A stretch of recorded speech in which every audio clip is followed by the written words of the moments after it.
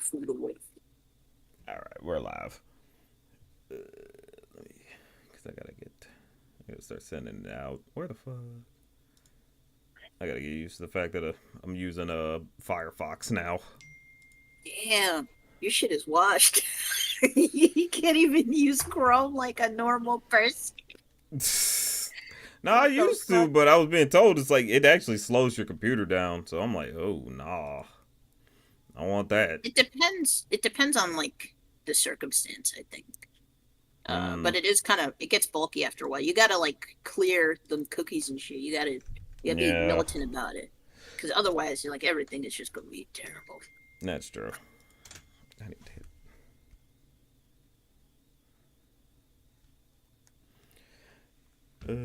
Okay.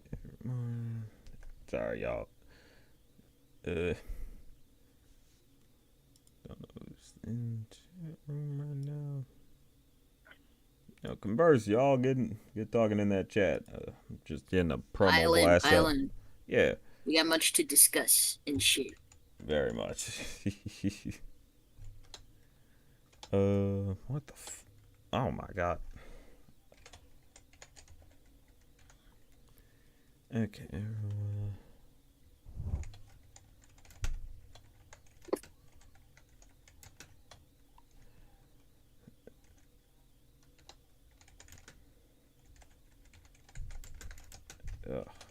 I don't know. Yeah, I don't know that whole cache thing. If that is like what's slowing down my computer, I do want to probably make sure my shit ain't getting chugged too much, especially since I can't really upgrade too much, upgrade just yet like that. Yeah. Well, it could be part of it, but there's always something with Yeah, these fucking computers. yeah. I'm talking to Phineas and Ferb and I had to stop buying Dells because those shits are just like defective upon uh, arrival. I don't know what the fuck is wrong with them.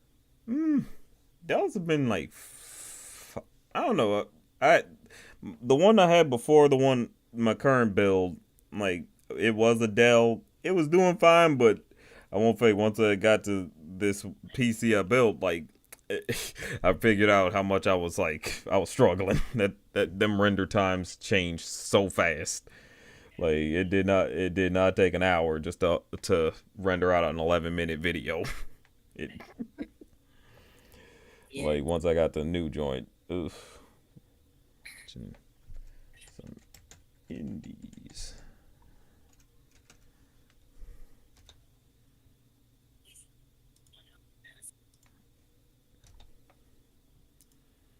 Yeah, just trying to make sure to get the blast out to folks. Edit copy. Come on, y'all. I see y'all watching. Where y'all in the chat? What's up? Give them a few minutes. They're warming up. They might be just Mm-hmm. recovering from the shock. You know? Phineas and Ferb was that shocking to him. Well, you know,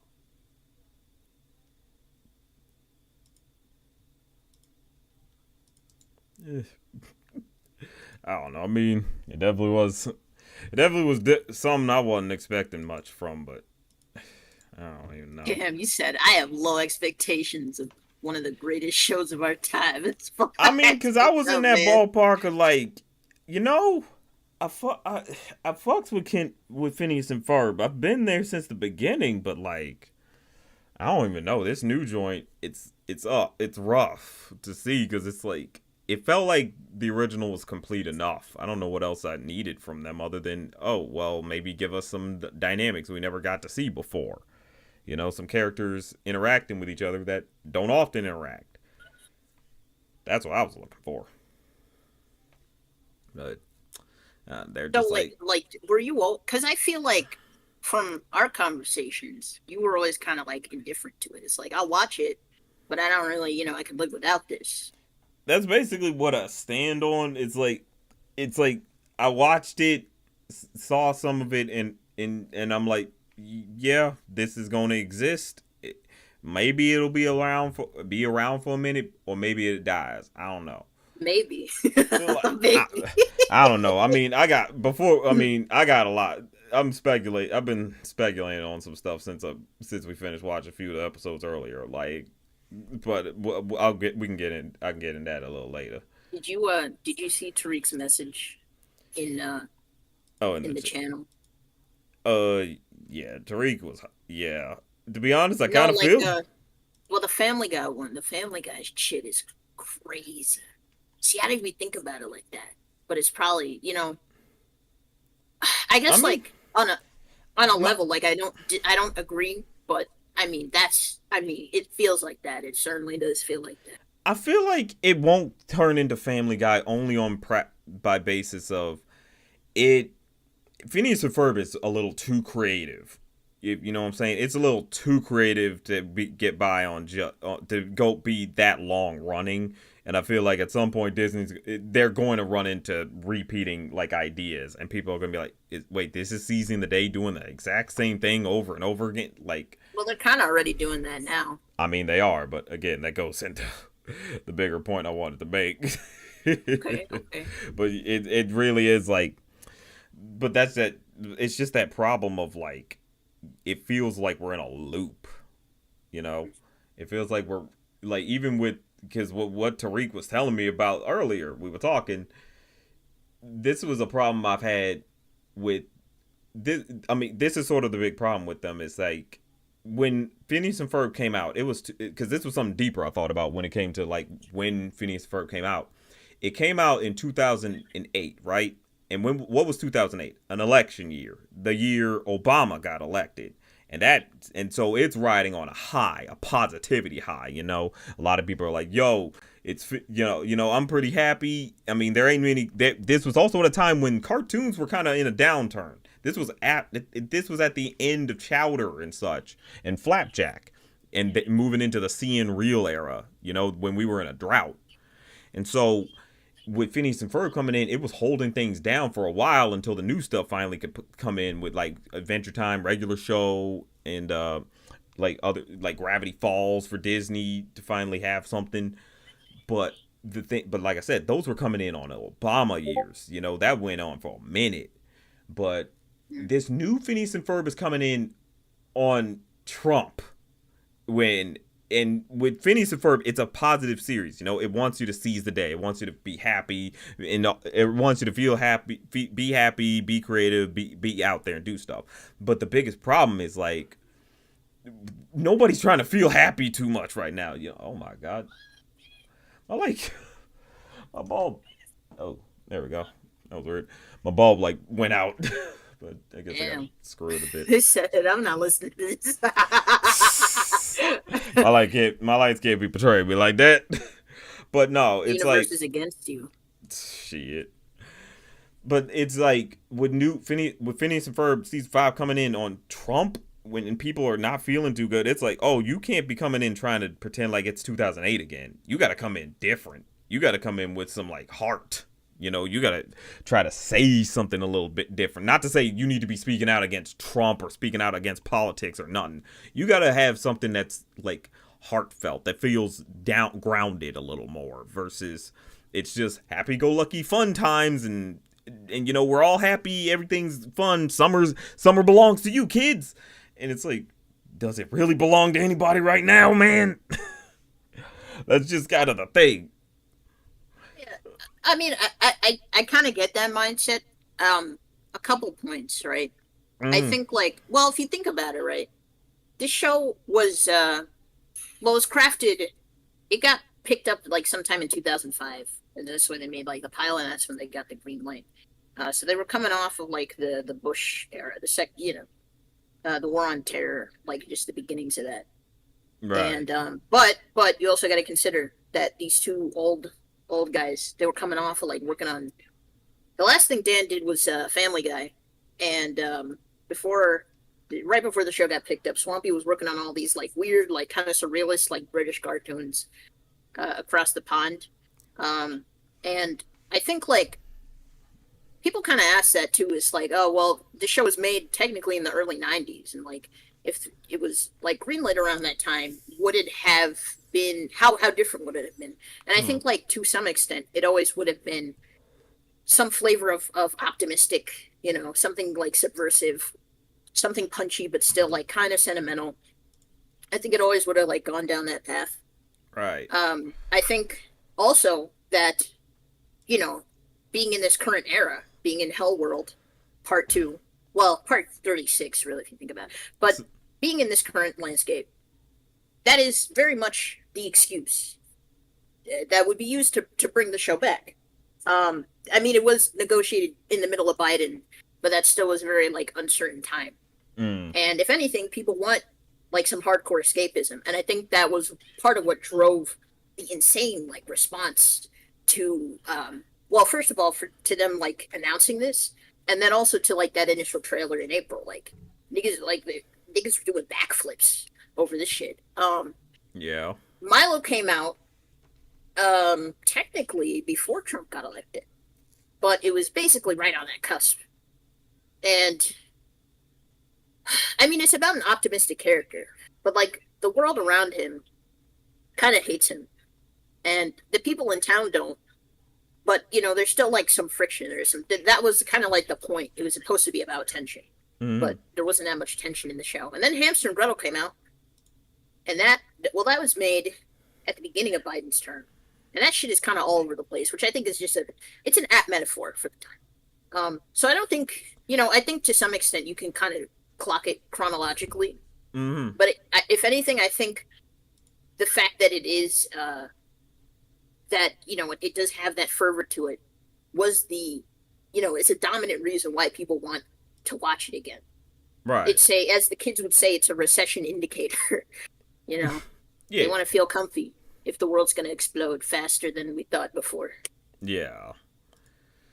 Ugh. I mean, that is the thing. It does feel it plays into the escapism very well, and it's like I think in this day and age you can play into escapism, but you really gotta play. But you gotta have some real to it. Like you don't get a Phineas and Ferb arguing with each other because of they don't get a disagreement. And that's something that I mean I don't I mean not saying hey you need to have these niggas fighting, but it's like I don't know. You never get to see Phineas and Ferb act like real brothers, so why don't we get something like that if we're gonna bring back the show? Why don't we Mm. try to talk some real shit? Why don't we try? I mean, have some real showcase some real human connectivity amongst these characters. I would love to see a Isabella and Candace episode really dedicated to them versus the Mission Marvel crap we got before, which Don't get me started on that shit, bro. Oh, I'm gonna I hijack mean, the stream. Ooh. Oh my god. I don't think they can fumble that badly. Like even at this point, dude, I don't think they can go back. There's no way. There's no way they could do that shit again. There's no way they could think of something that well. Well, no. Meep wasn't that bad. mm, Not especially not in comparison to Mission Marvel. Jesus Christ. yeah, Um, yeah. you know what's annoying about this particular format? Because like, Chad, I don't know if you're aware, but they only dropped the first half of season 5 today. They have not announced when they're dropping. So this is like 5A, and they haven't announced when they're dropping 5B. But I assume it's probably going to be like closer to like the end of summer. So technically, like we only have half the season, and that I think I don't think many people are keen on criticizing this at any point, but especially not like right after. And this would very much be the perfect rationale for them to resist against that, right? It's like, oh, you only have half the season. You wait until we got, the full Monty or whatever. I think we got more than enough to criticize, all this. Like, that's like 3-4 hours of stuff, you Mm-hmm. know? I would be okay with criticizing even just the first half of the first half hour, right? Just that 9-minute segment. Why is it 9 minutes? You did this on Hamster and Gretel too, and the pilot was dog shit, dude. Yeah, Oh my god. that Yeah. that was rough. So yeah, and like just based off of what I know about the fandom, I don't want to say that they are widely like broadly like uncritical. I don't think that's necessarily fair, but sometimes they kind of lean into that territory. And yeah, I mean, they're like basking in the glow of this shit, and I understand that. Mm, So yeah, I really don't.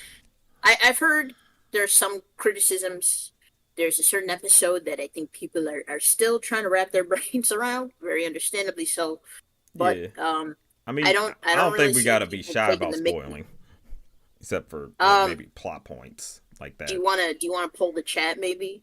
What is because this shit I just mean, do got y'all care released about today. spoilers? I mean, for the most part, we probably will talk about like the episodes and like certain jokes, but for the most, overall, there's no big new narrative or nothing like that. It's not like they didn't reinvent Phineas and Ferb. It really is season 5 of Phineas and Ferb directly. Like you are not getting a different variation. So, do y'all care too much about like spoilers alert, or do y'all? Or are you okay with us just like chatting casually, and if we say anything that happens, it's like it don't really matter. I don't really care about spoilers. Spoil ahead. Yeah, yeah. We can just talk candidly. It don't matter. Okay, all right. Is Like there a reason why you pulled up the first half? visuals. I need. Uh, Okay, I figured like the stream needs some type of visuals, but I can't like play it yeah. unless there was a way to play it backwards. If only if Jellyfin had that shit. Oh my god. Damn, that would be fire. I could actually throw shit. I could actually throw footage up and just be like, just have it backwards. It won't. Yeah, Like, what? Come on now, but whatever. I think I would genuinely watch Phineas and Ferb backwards, bro. Because there's like so much to it. Not season 5, but like the rest of it. Uh, so much to it. Yeah, it's just. But yeah, I mean, Phineas and Ferb, man, it really is one of those crazy things because I grew up with it. I watched the preview episode that came on after High School Musical 2. It was like 2007. I saw that episode. I was like, oh, I can't wait for that. That's new Disney. I was a major Disney fan. I was always hyped when new Disney shows were announced, like on the television. You know, the way we back when we were in the trenches to find out about a new show. You really had to lock in on the bumpers and commercials, and so to figure out if a new show was coming or a new season even, and like that was how I ended up finding out about Phineas Ferb them, and then doing the little special teasers. I mean, doing the special episode, watching it, the roller coaster episode. It's like, yeah, this feels different. Mm. Like, Mm. so it was interesting to watch that, and then we finally get it, and it's like, yeah, it's about as great as that pilot was even, and it's just it became something special. Like it became a hit. It was a new major hit for Disney.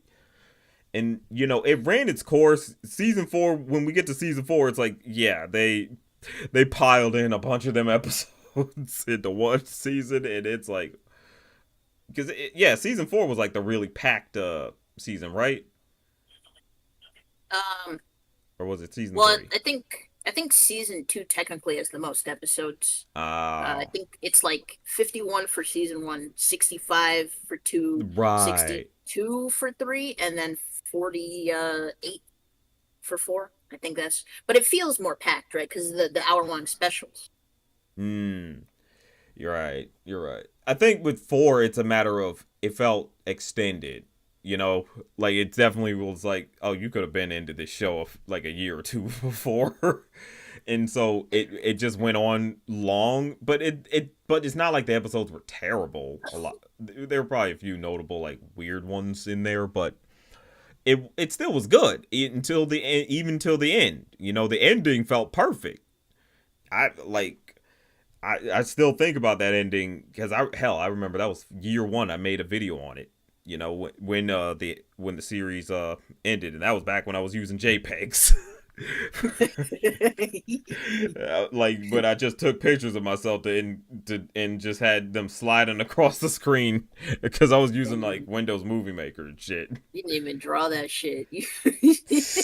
But think about You this: it's went like, full you went full like tri-stone area with that shit. oh Remember my god. that?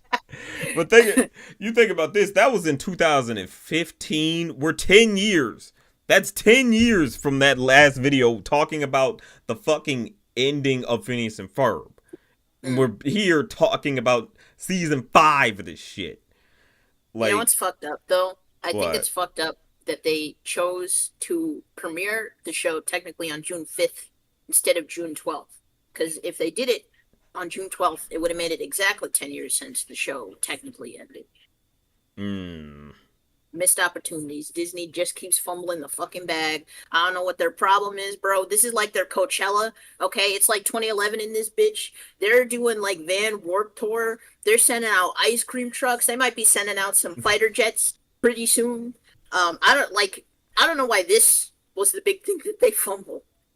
It's it's just so odd because it's like it feels bad. I feel bad because it's like I love this shit. I love the shit out of Phineas and Ferb. It's such a great show. It's so fun. It's creative. It's so positive. It gets you to feel like, yeah, no, I should be flexing my creative bones. I should be trying to, seize the day. But it came back and it just feels like, oh, y'all are the frat boys who just didn't leave college. Oh no, you're the 40-year-old frat boys. Like, no, we were moving on. We had Milo, but then we lost that. In fact, it turned into Phineas and Ferb. Then we got Hansel and Gretel, and that was something. That was something. But it just all comes back to frickin'. It just somehow all came back to full on Phineas and Ferb. We ended up getting that Candace against, what was it? Candace against the universe or versus the universe? Not versus, but across the universe. Deli. I guess Deli muted. But Oh no, I didn't mute. Hold on. You hear me now? yeah, Okay. No, I was saying it was Candace against the get universe. against the okay, so it was against. Okay. Yeah, Yeah. and we got that movie which to be honest, that was indicative of where season 5 was basically going. That was kind of the point that to make that it's like, dude, we had enough Phineas and Ferb, man.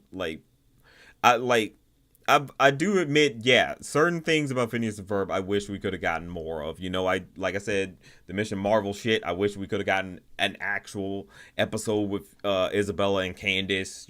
I wish we could have gotten a beat like an actual episode with Phineas and Ferb just being brothers or dealing with some type of issue together or something. Or some more mix ups or something. But no, we just get the same old stuff. It's this. It's the same stuff. It's like I said. I said this earlier when we were talking about it. It basically just feels like Phineas and Ferb's backlogs, like the ideas they had last summer that they didn't get to, and Mhm. and I get for many, and I understand. To me, at the end of the day, like no matter how you slice it, like I'm criticizing the show, but I recognize, look, it's not for me.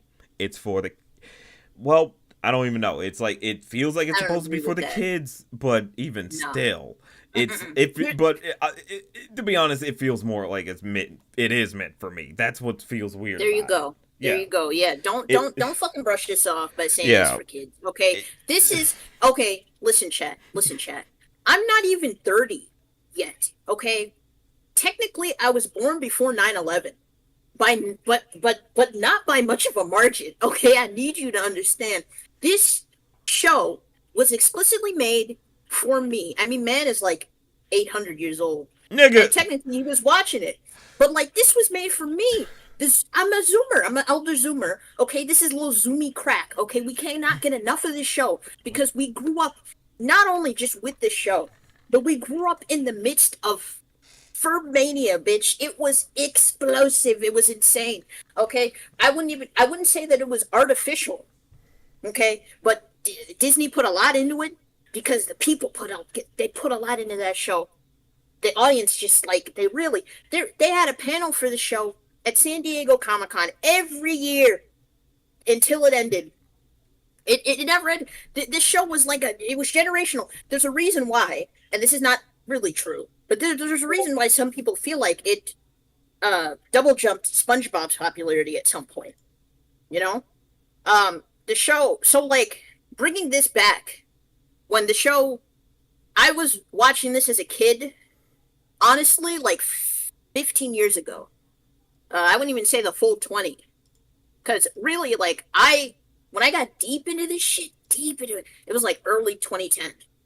And I knew what it was before. Like, I watched it from time to time.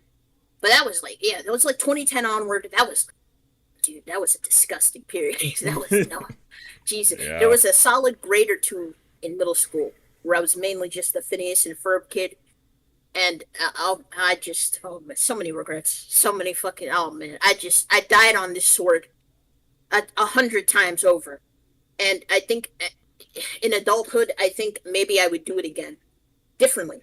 But point is, this show is not old enough, really, to be nostalgic over. Okay, this show is old as fuck, but that's because TV is old as fuck, and it like aged faster than Obama did during that whole period. Oh God. Okay, like things accelerated to such a point where we're bringing back shows that are not even from like the 90s anymore. 2000s nostalgia doesn't really fucking exist. It's not a thing. But because like, partially because like, I mean, it's a full hellscape outside, but also because, let's be real, it probably made the most money out of everything that they released.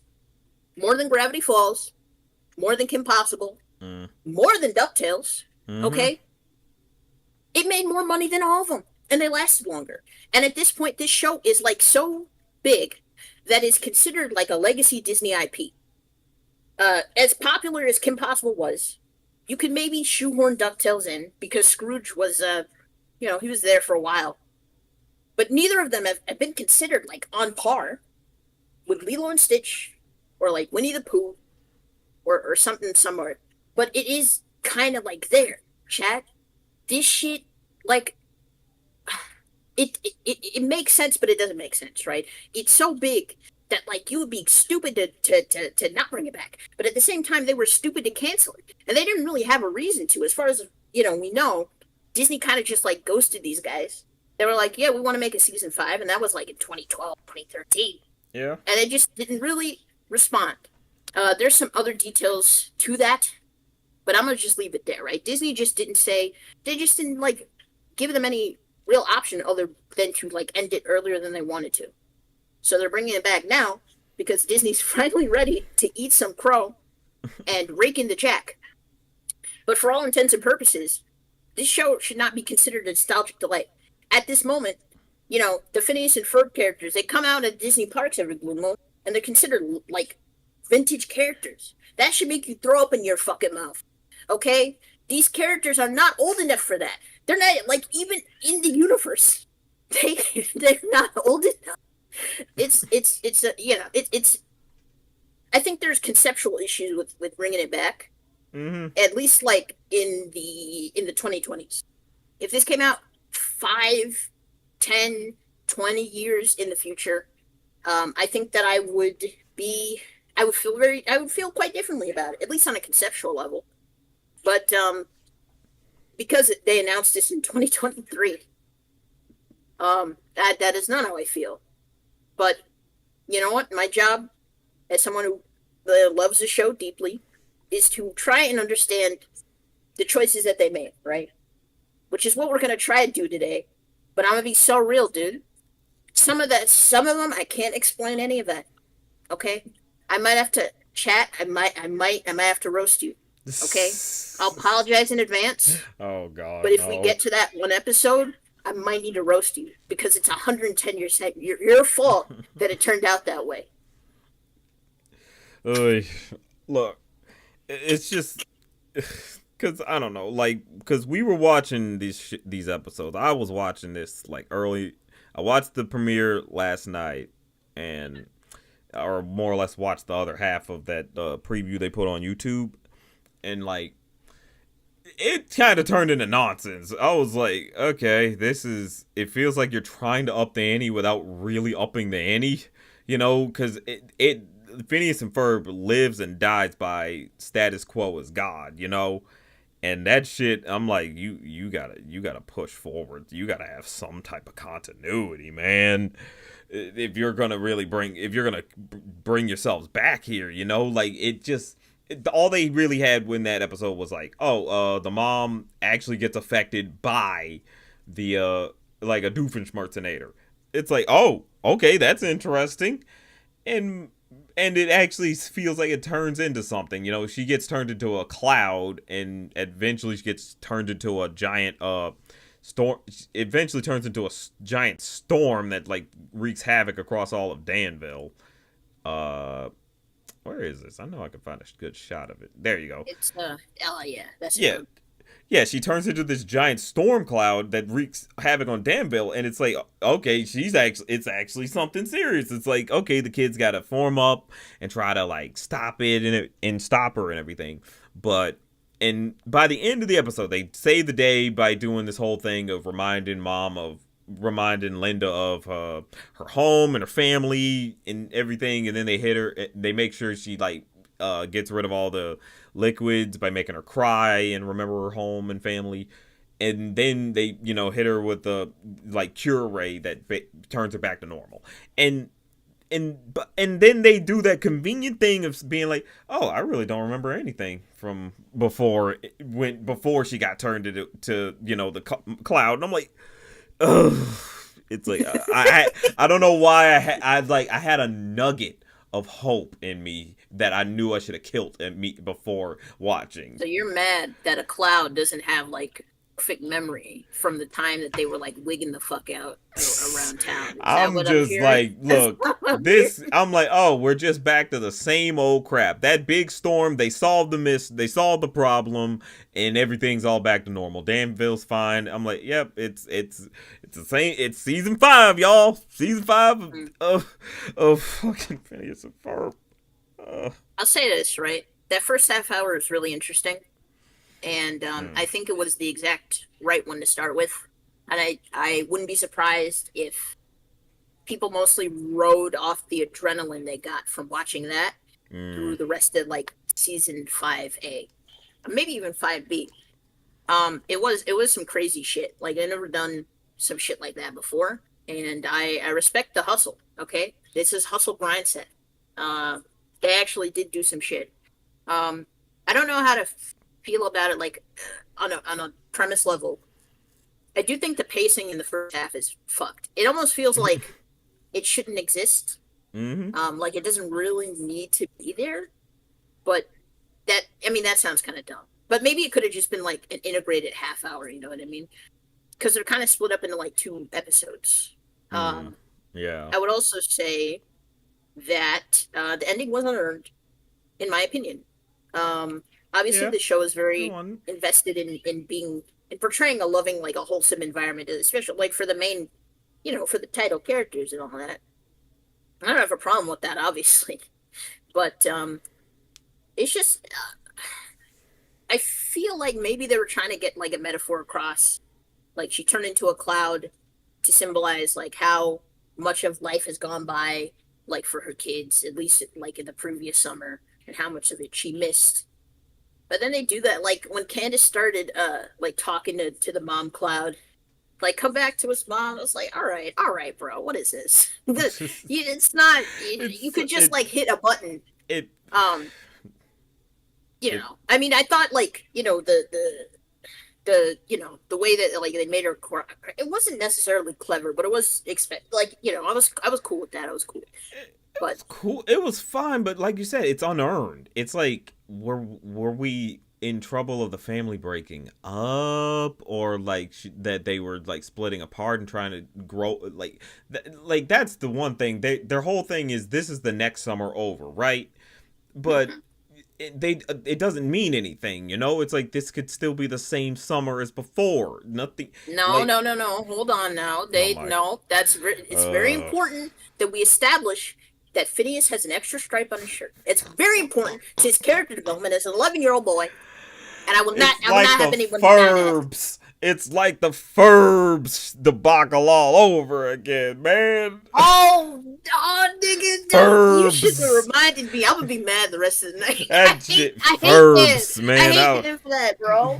You can't do that. Yeah, for all y'all who don't know, the full name of Ferb from Phineas and Ferb is Ferbs with an S at the end. Dan lied, bro. By the way, he said, "Oh yeah, we had it on the scripts." If you look at them like dub scripts, ain't no way they was all writing down Ferbs with an S. There was no way. Who No way. He would? made that Ferbs? shit up. He put it on Twitter. Okay, he made that shit up and he put it on Twitter. He rewrites the show all the time just from Twitter.com. I'm getting sick of it, man. Where's the consistency? Where's the love? Anyway, yeah, I mean, this shit was it was interesting. I didn't hate it. Yeah, I thought it was like the ideal opener. Yeah, Um, I guess other than like the technical stuff, which I think, I've had hmm, longer to like look at it because it's been out for a while. yeah. So I've Also, had more time to like think about it from that. But right. Also, it's a ice. strong start, I would say. Yeah, and also real quick, Ice Cream Hero, be a little respectful. Don't come in here being talking weirdly, because I'm reading your chat saying, "Why would Linda remember anything? She was water vapor. I think you just grew up and are bored." Like, don't. What the fuck is that last part? It's one thing. Like you add that one piece of dumbass garnish on it that fucked up the dish. Basically, don't. So be careful. Listen, Like, we were bored. We were bored, but we were engaged. Okay, I don't think you right. can We blame were us. we were We paying attention. we Like, are don't. 8,000 years old, but okay, we were gonna be fair to it. Okay, we were totally locked Exactly. in until we weren't. That's all I'll say. Exactly. Like because there are some good things to talk about it. Well, a few, not much, Don't diminish it. not Okay, we got much. things to talk. That are good, There and are then there's some, bad, yes. and then Like there's Meet Me in St. Louis. we'll get to We have meet me things. and We have see. things to talk about. We'll get to that. But like because it's just the show, it's not like the thing is it's like you can't just come in some 10 years after the fact that you've ended and try to say, oh yeah, it's just like how you remembered it, exactly like how things used to be. And it's like, no, we've grown, our sensibilities are different, the way we examine and analyze media is way different now. We don't, so it's one of those things of, it's when people think, oh yeah, you can bring shows from the 90s back, and then you find out, no, you really can't. They were part of the 90s, they were part of a time period, or some of them, it's just one of those things of like, it like the way Phineas and Ferb is, it's like it's meant for the time it came out. It's and it's all good, Ice Cream. Just be a little respectful when you're trying to counter a critique. Don't hurl insults. That's not how you discuss anything. You said you're old and you get mad. Like seriously, I'm like, we are just having a discussion. Like like chill out. I'm okay with a little bit of harsh language because I know we're not gonna get any we of it after the stream is done. we can Nobody's get gonna. like harsh language towards the show is one thing, but you You ain't can got. criticize us too. I don't care. Maybe this Uh, is like maybe we're thinking too deep in it. I don't know. I Actually, mean, don't say that it's because we're one. not. I'm not a person who's. I'm not a person who's gonna say don't watch it. I'm very much a. I'm just not gonna watch it. Like if for those that like it, great. I'm glad you have fun with it. I'm glad it's piquing the intrigue you needed to. But for me, as someone who has been a hardcore fan, for you, Deli, the same thing. This doesn't. It's just not adding up to what we would want out of a Phineas. We, to be honest, in general, we kind of didn't want more Phineas and Ferb. We were kind of okay with just keeping more Milo because that was different. Then it became Phineas and Ferb. I think I would have been okay with more Phineas and Ferb if it was made all at once. But Oh, like it Disney never made that kind ended. of Like different. it just kept going. Well, think about it like this, right? If season 5 came out right after season 4, and if season 5 was like significantly worse than the other 4, Mm. and it ended right after, right? At least it would give us a sense of closure. Honestly, Mm. I respect to some extent, like I respect Milo, and I was there for for that first season at least. But I think I kind of resent its presence now, partially because there's a lot of things that it presents that fucks up the uh, the sense of timing within Phineas and Ferb. There's a lot of like continuity shit that just didn't need to be introduced. Like it's basically incompatible with like the world that existed before Milo existed, right? Hmm. Um, and beyond that,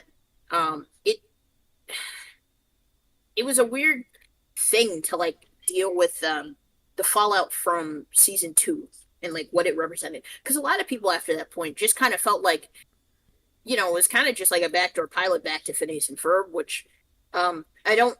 I mean, I understand why you would say that, but it's not really true. I think these two old farts they loved that show. Okay, Dan Deadass said Hamster and Gretel was the best thing that he had done up to that point.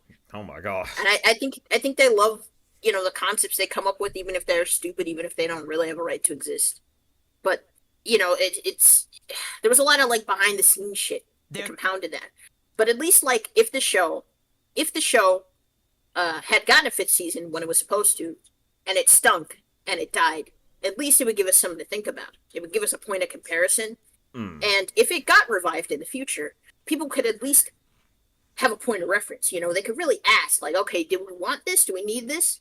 Um, they were kind of left hanging, and I think this is part of the reason why people are clinging to it so Mm. desperately this time. Mm. I mean, maybe.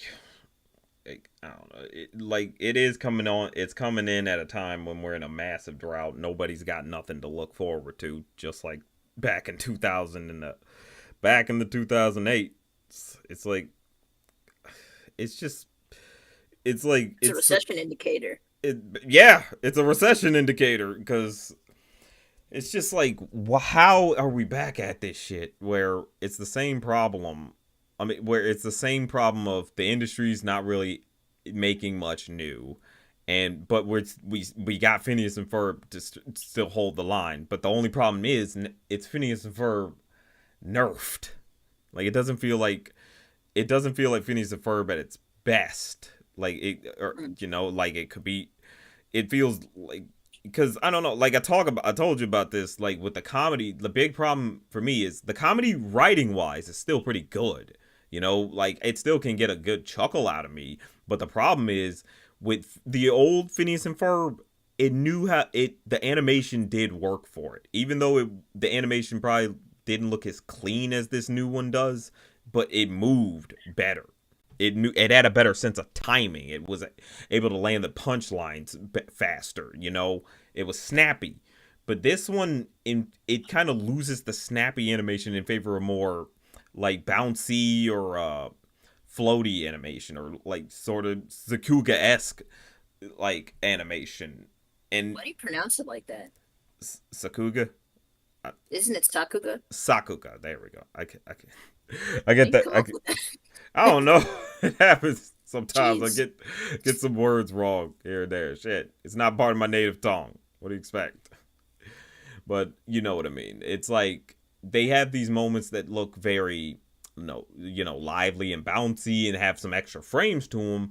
But the extra frames are actually taken away from the joke. It's like holding them back from getting to the joke fast enough. And I'm like, yeah, no, that's a big thing about Phineas and Ferb. Like, I wasn't really in it for the animation. I was in it because the jokes landed well, but the jokes really worked with the visuals. You know, they so with the visuals not really hitting, like even the like colors a lot of the time, like they it's like they feel too digital. They feel way too digitized. Like looking at Phineas and Ferb and Baljeet here, it's like, and even with this background, it's like it feels, it's like it's not muted, but it's like too high definition in a sense, where It it like looks like removes the a bit heart. oversaturated, to be honest. It looks Yeah, like disgustingly bright at points. Well, most of the time, not even at points. yeah, and it's not like the right type of bright, like the vibrant, uh, like the way the show used to look. If we can maybe look up an episode or a clip, actually, hold up. Wizard of Oz, maybe.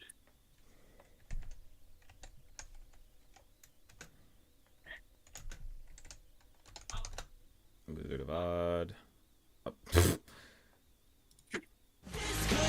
Oh, Oh, I don't know well, why. That's crunchy. well, you'll be good with that one because that one's not on the album, so it's not copyright sensitive. Oh wait, tree related. Or you could go to Yellow Sidewalk. Yeah, yeah. Pull up Yellow Sidewalk. Mm, That one should be fine. yellow side.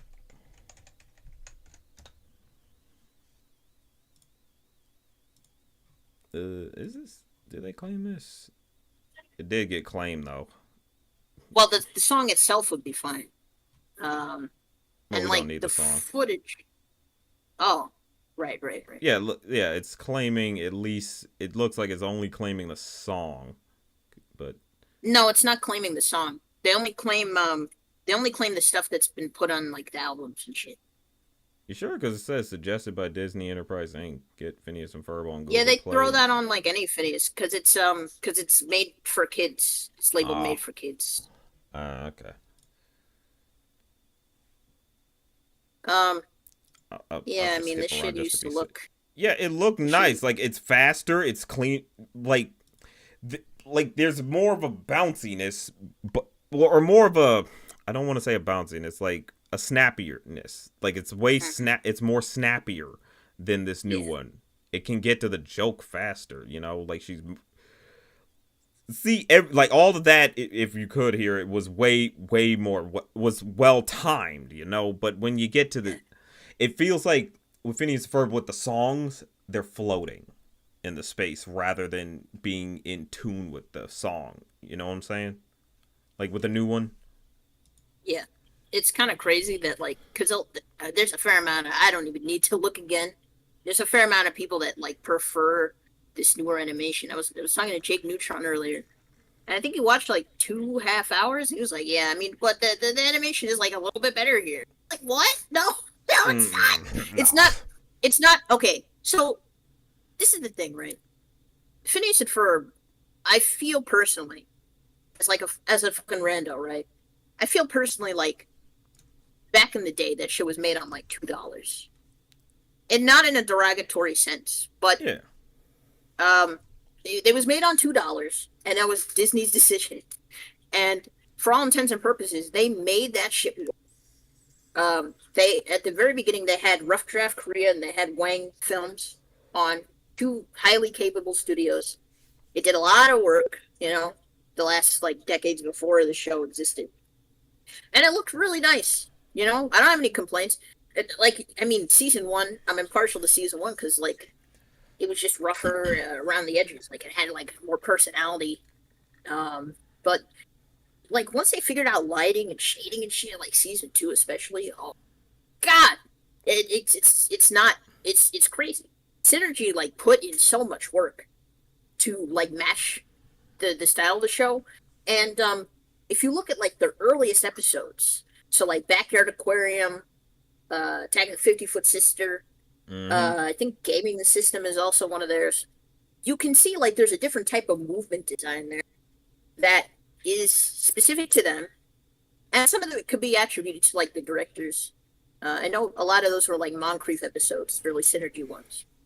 But there was like a commitment to doing something more. Like they were totally capable of doing more when they had to, and they didn't really have to that much until at least until like season two, All and right. they did like they delivered. So that's like Summer Belongs to You. That's me to some extent. That's Nerds of a Feather. Like there's I would say Wizard of Oz. I would say roll. There were times when they You needed cut out. What'd you to say? uh yeah, like around season two, they when they Well, needed to level up the animation, well, no. I they cut mean, out when you again. were listing the episodes, what'd you say? You say roll that you Um cut off. Summer Belongs to You, Nerds of a Feather, Meep. Um I love the Beak. I love everything about the Beak. The Um beak was funny. that shit is so good. Thank you Stop, very dude. much. It's so stupid. I like, it's kind of funny too, because the sense of humor definitely did change. I think it got more basic. Mm. And like, that's not for nothing.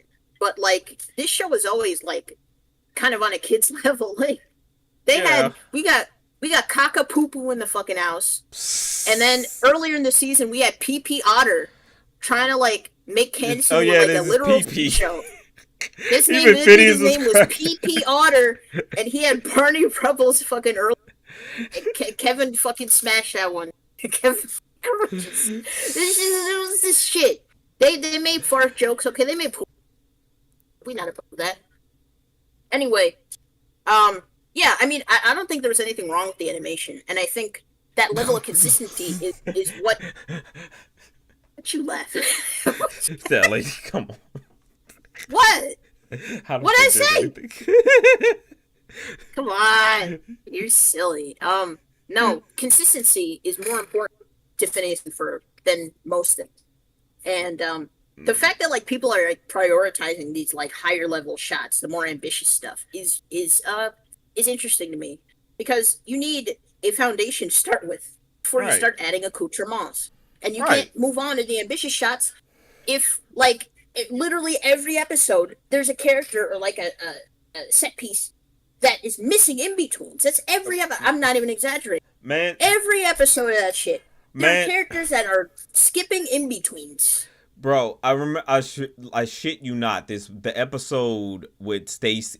No, it was the episode with the therapist for Doofenshmirtz and Candace. At the end, Mhm. I remember I put that in the chat earlier.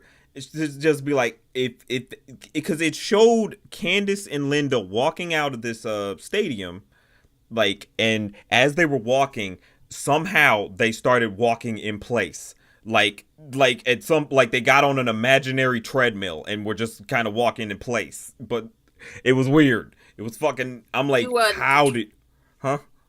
did you notice towards the end of like the first song, like the opener song, there was like a shot of Fur playing the guitar, and like the background dancers behind him were just sliding across the fucking screen. Oh no.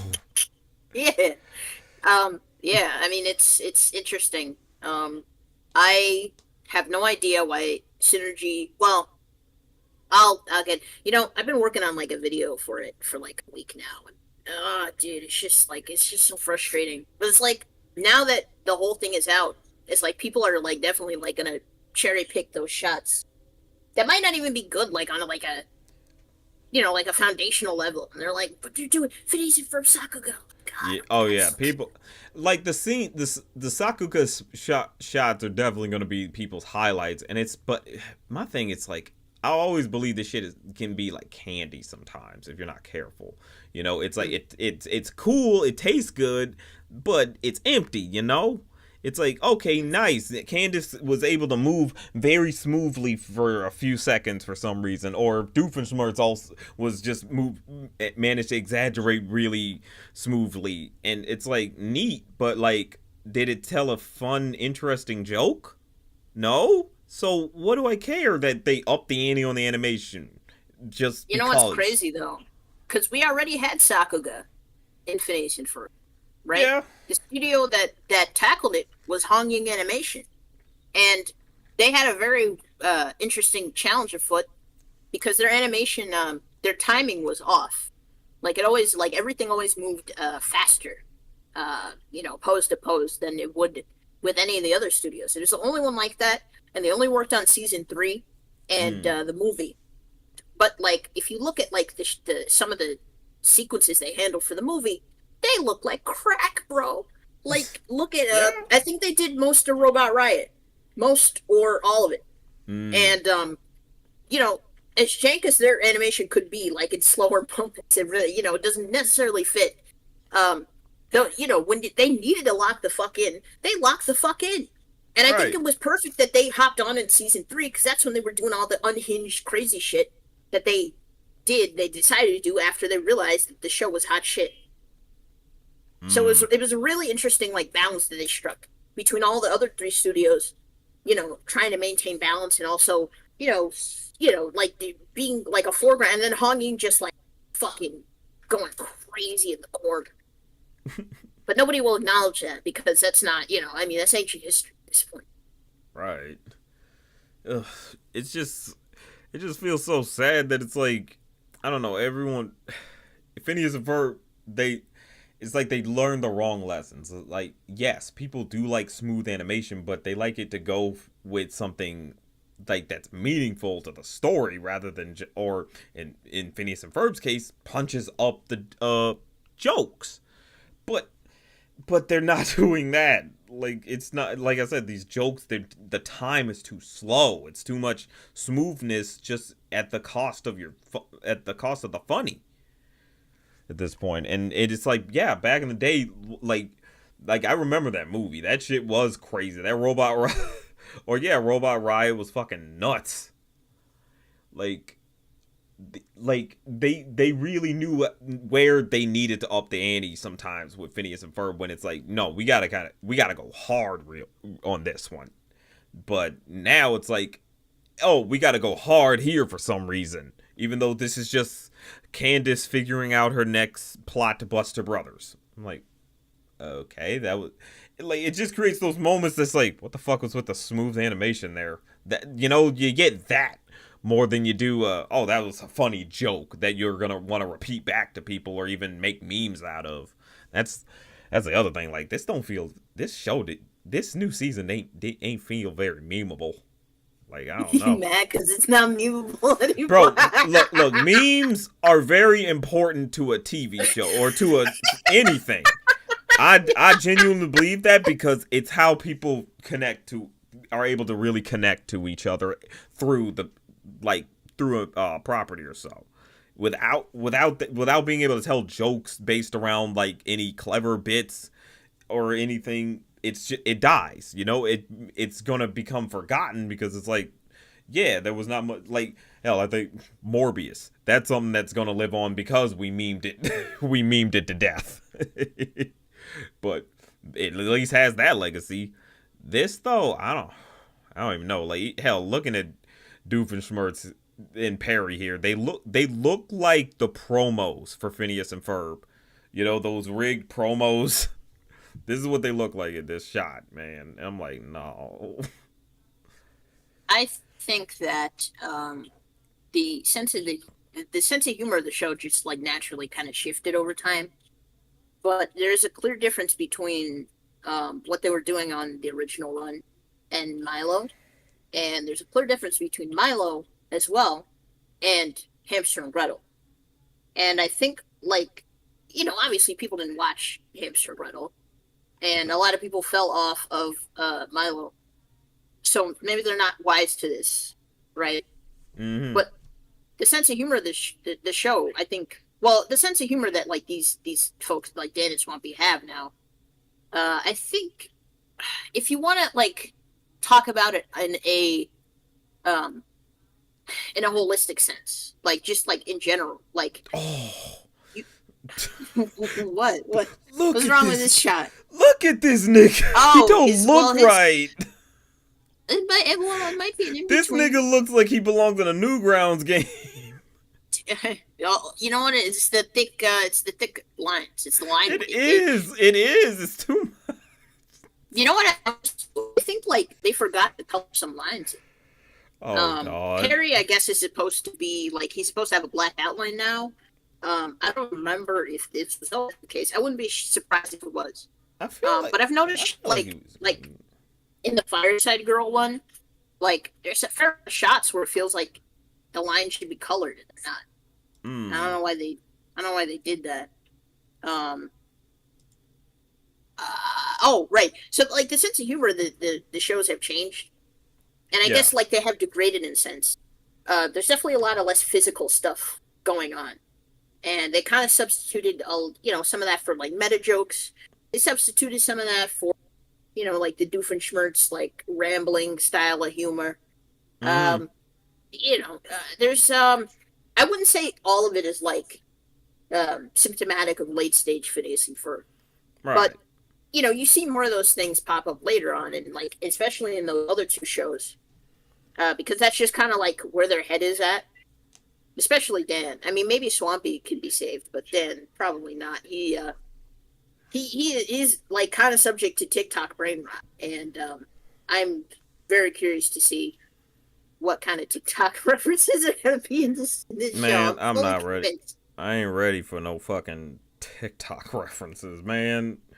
Well, no one was ready for season 5, but it's here, so we're gonna have to watch it. I don't need Phineas and Ferb on social media, yes, you do. man. It's the start of the summer, man. You need that shit. Exactly. It's the start of their summer. They should be outside. If they, why are they outside?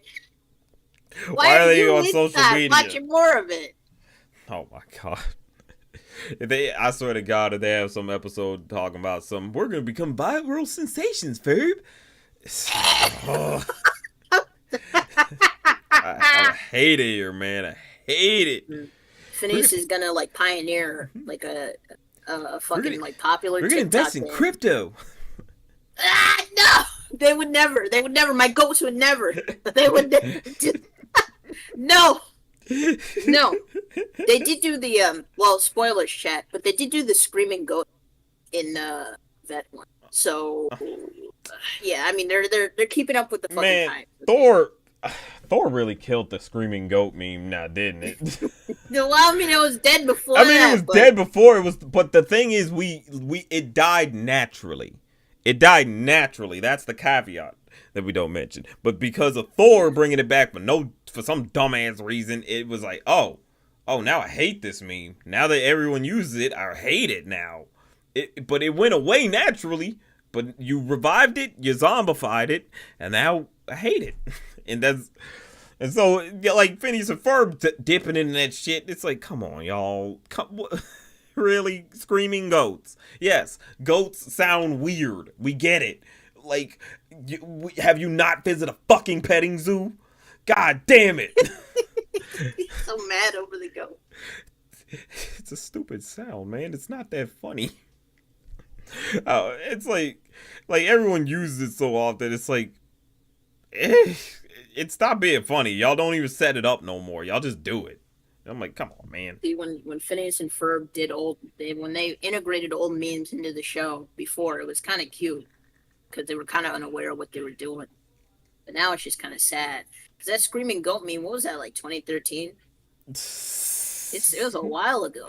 It's not even. Yeah. It's not like Gangnam Style where like it was literally like a year after the song came out or whatever. It was like this. Yeah, this is old. You know why they did that? Actually, because like I feel like somebody pitched in the writers' room because like they repeat the screaming goat thing a few times, and you know anything about the rule of threes or I guess fours within this universe of shows? It's like they repeat shit to complete the joke, even if it doesn't really need to be repeated. Right. And this particular one ends with like Ferb doing the goat scream. He's like, "Oh yeah, this is from that time like I was feral," and he does the goat scream. It doesn't really make. I don't really understand it either. I feel like somebody pitched that first, and they're like, "Oh shit, this would be so funny," and then they like went back and peppered it in throughout the episode, so that it kind of had like something building to it. That's just a game theory, though. I don't know what's going on in it. Maybe. Also, I know Jacko. Dan was like keeling over, laughing over stabby barf pain, shit like that. Also, Jackalmon saying sorry, but I'm unsubscribing. I just can't stand your hatred of Phineas and Ferb. It's honestly disgusting. Most Phineas and Ferb fans are loving these episodes, so I question: Are you really fans? Are you doing a bit? Like, I think you better be doing a bit. I think criticism serves a healthy function, and I think we're laughing a lot, or being a little bit caustic. But I think we explained before, we have been watching love this Phineas for a and very Ferb. long time, and like there's good and there's bad, and there's Meet Me in St. Louis. So we're just kind of like going through them right now. We're not even like that deep into the stream. I don't think we've even really gotten to like stuff that we like really like just like did not vibe with. Right. Like, but by all means, continue to like prove my example. Like, Phineas and Ferb people are kind of uncritical. Like, for fucking real, like, what are you doing? Like, you better. I'm hoping this is just a bit, because I'm just like, what are you talking about? It's one thing if you, like, we're not hating the show. We're just not liking the new season. We still love Phineas and Ferb. To us, seasons 1 through 4, that's our Phineas and Ferb. This new generation, if they actually stick to it, or Disney even lets it flourish enough, they can have this new season or new era of Phineas and Ferb and enjoy it. But also, I would say, our job, as critics is a lot of the time to contextualize what we're seeing on screen. Right. Even if we're laughing at like some shit we thought was dumb in it, it's like we're still like explaining like the backdrop, like the context, like the history of these characters and like which studios worked on what and why this looks like this and what happened here. I don't really have any like There's no you real know, hatred. It's more disappointment on my end. I'll say, like, yeah, yeah. I didn't have expectations really going. I mean, I didn't expect it to be much, but I'm just disappointed that it's still somehow less. I guess I could, if anything, it's like, wow, you came back and you're even more just exactly the same. Like, wow. Well, I mean, you have slight improvements, but nothing really. I don't know. Like Well, I think it, you have but different goals to then against like the show. And I think like it's fine for them to come back and just do the same thing.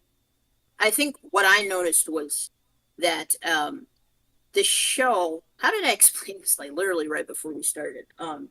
The show, it's you know, you would expect it to come back as is. And I think like it's reestablishing itself in that context, and that's totally fine.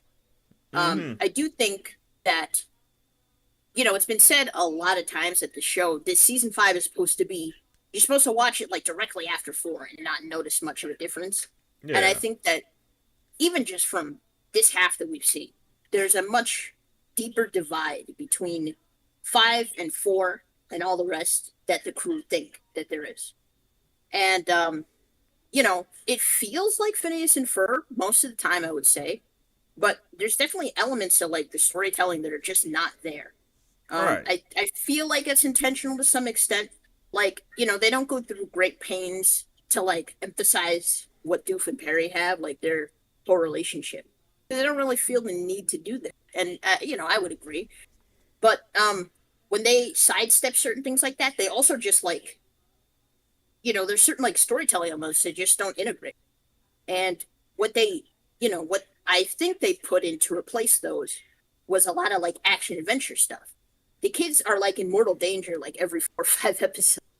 And I think that's partially because, you know, we're trying to like be different, you know, we're trying to be big and we're trying to make this special so that people coming back like really feel like, you know, there's something they can sink their teeth into, and that's fine. You know, again, I think that the opener was the ideal way to do it. I think it has issues, but I think that's how you draw people in. You know, that's an opener. But it, you know, it causes problems down the line. Again, conceptually, I just think this is kind of like, you know, there's problems at the gate. But the main thing, you know, it's those structural elements really that I think it might make it feel a bit more empty. And I think when we talk about like these micro things, like the comedy or like the technical, you know, shit like that, it's because like, you know, all those elements came together the first time in such a interesting way, and you're kind of they have to deconstruct that in some form or fashion to make these new ones. And Right. that's kind of the thing. It's like, well, man, it feels like it needs to be. We need to do Breaking Bad within Danville, I guess. I don't know. Nigga, no. I'm not asking for like Steven Universe. Everybody cries about their feelings. I'm just saying, like, let's get what we didn't get in the original. You know, that's what I'm saying. Like, I don't let. think we. Well, that's the thing, right? Because it's like I don't think there was much that we didn't get. You know, I when I was thinking about how I wanted to approach it, I very much started by thinking, you know, I think I like character stuff. Maybe that's just being like old, but I think I really just want to see these characters get down to brass tacks. You know, there's like just there's a whole slew of like little things that, you know, make these characters really interesting. And sometimes there are things that like people just don't even address. Like one of my favorite episodes is Are You My Mummy? Because Mm, as simple as it is, as it's kind of stupid that the boys watch a monster that's definitely hiding in the movie's basement. Hell yeah! But there's like a real arc thing. You know, Phineas goes through shit. There's like emotion there. Like people, you know, people think that he's just like he's, you know, angry and he's happy, and then like song. yeah. I might have used that example once too in the video, but I like mean, there's but to be, nuances, you know. but to be honest, what you just described, that's what I'm looking for. Something where it's Yeah, like, that's what I'm give us some saying. Like, fucking heart. Give us yeah, like, I think at this point I would have wanted, you know, I would be okay. Genuinely, this sounds crazy, chat. I fully recognize it. This sounds crazy. But if they gave me 11 minutes of Phineas and Ferb and Candace, make it like just getting ready for the day, like making breakfast and shit, brushing their teeth, I would be so all over that, bro. Give them all the Emmys. I don't give a fuck. I just want to see these characters live and breathe and exist. Because oftentimes they just aren't really allowed to. Phineas and Ferb, the premise, it lives on top of like suspension of disbelief. You kind of just like there's a lot of questions you could ask about these fucking characters, and each and every time like the creators rebuff them because it's just not important to the story. And like if you keep thinking about that, to some extent you kind of fuck it up. Mm-hmm. However, at this point, 200 episodes deep, I think you can kind of get into stupid shit. Like, what does Phineas think about like his cranial condition? Like, what's going on there?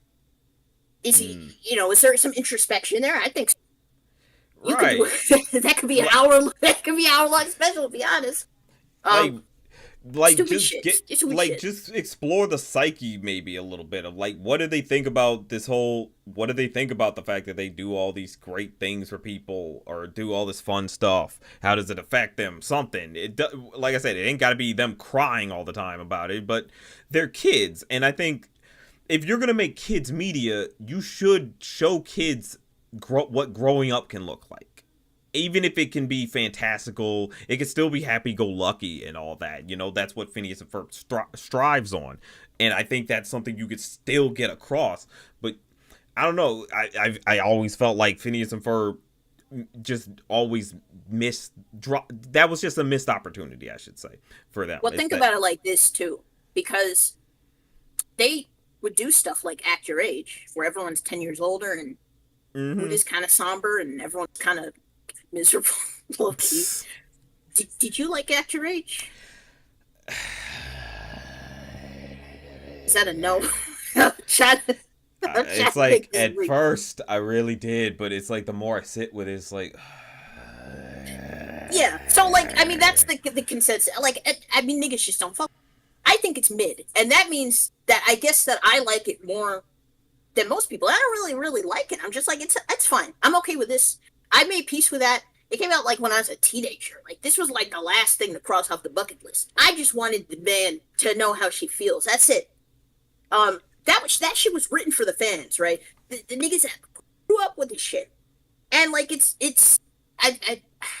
people are split on it. That's the official consensus. There's no real consensus, but like the fans that like I think like more of the diehards don't like it. Obviously, the shippers don't really like it either. The ones that are on that Finabella shit. And they don't like it because, it feels like incomplete. Like it doesn't feel fleshed out. And when you think about episodes like that, a lot of people don't even know that one exists. And I think even if it like happened earlier in the show's run, I think people would feel weird about it. And they said they're gonna like do more of those in this season, which worries me. But I mean, it is what it is. And you have to ask yourself, well, Dan and Swampy have to ask themselves whether this has broad enough appeal, whether or not this can court all the audiences it wants. This is considered at this point like a family show. They expect everybody to sit down on the couch and watch them Phineas and Ferb. So if you're going to do some fanfic shit, you better make sure that it can appeal to the geriatric boomers in the corner as much as it can appeal to little Timmy. And I don't think Act Your Age really does that. It's niche. But they're going to do it again. It's meant for us. It's meant for us to enjoy, and it's like but it wasn't that great. It was made for us, but it wasn't that great. They're crying in the writers' room shit, and we're just kind of like, are you going to explain why like Baljeet and Ginger are in a toxic relationship? Are you going to explain why they make this joke about guys not having feelings when these kids are probably the most sensitive little boys that you'd seen on television at that point? These niggas were in full dresses and still like like there's things. So they left stuff on the table. And I definitely want to see more of that, and we haven't seen that yet. And I'm leaving that possibility because that's a whole half a season. I mean, so they could do character shit, and that's what I would want out of like Phineas and Ferb. I want character shit. That was the point. But it has to work, and you still have to like include pieces of like the old show in order to do that. You can't just like do character shit. You can't like if Ferb goes to therapy. You can't do that. You can't do shit that's gonna fail without some parry action. Yeah, nah. Like, it's just because I don't know. You think back to Phineas and Ferb. I mean, Phineas season one. Phineas. That man was disrespectful. You kind of. It's not to say you need to turn Phineas back to that, but you just need to let him showcase different emotions other than hey guys let's build the next big thing for let's build like a giant seesaw or something like that. And it's like, okay, but I don't know. It's like sometimes you want to see moments where they are thinking about something. They're growing up, and you want to see that more portrayed. At you want to see that more portrayed. You want to see them be able to talk to these kids. You know, but I mean, it's Phineas and Ferb. It's like, was it supposed to talk to the kids? Yes. Carpe fucking diem. Like, Yeah, like talk about it. God, like Carpe Diem enter my graduation, my nigga. Don't tell me it's not supposed to talk to the kids, okay? God, that's a top five song, bro. I'm gonna be It's so real, dude. It's a it top is. fiver. It's great. It's kind of definitive for me, bro. That Mm, is the one. I don't know. I lean boring. I'm more boring. I do stay and stick with like Summer Belongs to you, but Carpe Diem, I get it very much. Yeah. It's so good. Every day's a brand new day, baby. Carpe Yeah, dude. Diem. Have you ever listened to like the draft of that one too? Nah. Because it's sung in like in a different key, and it's like, well, Mm. it's a bunch of middle aged guys that are like plugging this out on like guitar, and the lyrics are a little bit different, but it's just so like this is even in that state, like this is like the show at its core. I think like and this, you know what, chat, don't get angry about this, okay? But if they left off at Roller Coaster Musical, if they got canceled after season two, and that was the last we ever saw of these characters, I'd be totally fine. I know what I'm leaving on the table when I say that, and I don't like saying that about Oh 9/11 shit. Farmstead. Okay, I love 9/11, but if we had to end there, I'd be totally fine with it. There would be many obnoxious video essays about the two, Uh, but it would have been a great place to stop. yeah, That last few minutes was potent. yeah. I mean, I can stand. I can see that. Like, if it only got to season two seasons and it ended on and it circled back to the musical roller coaster episode, and that was it.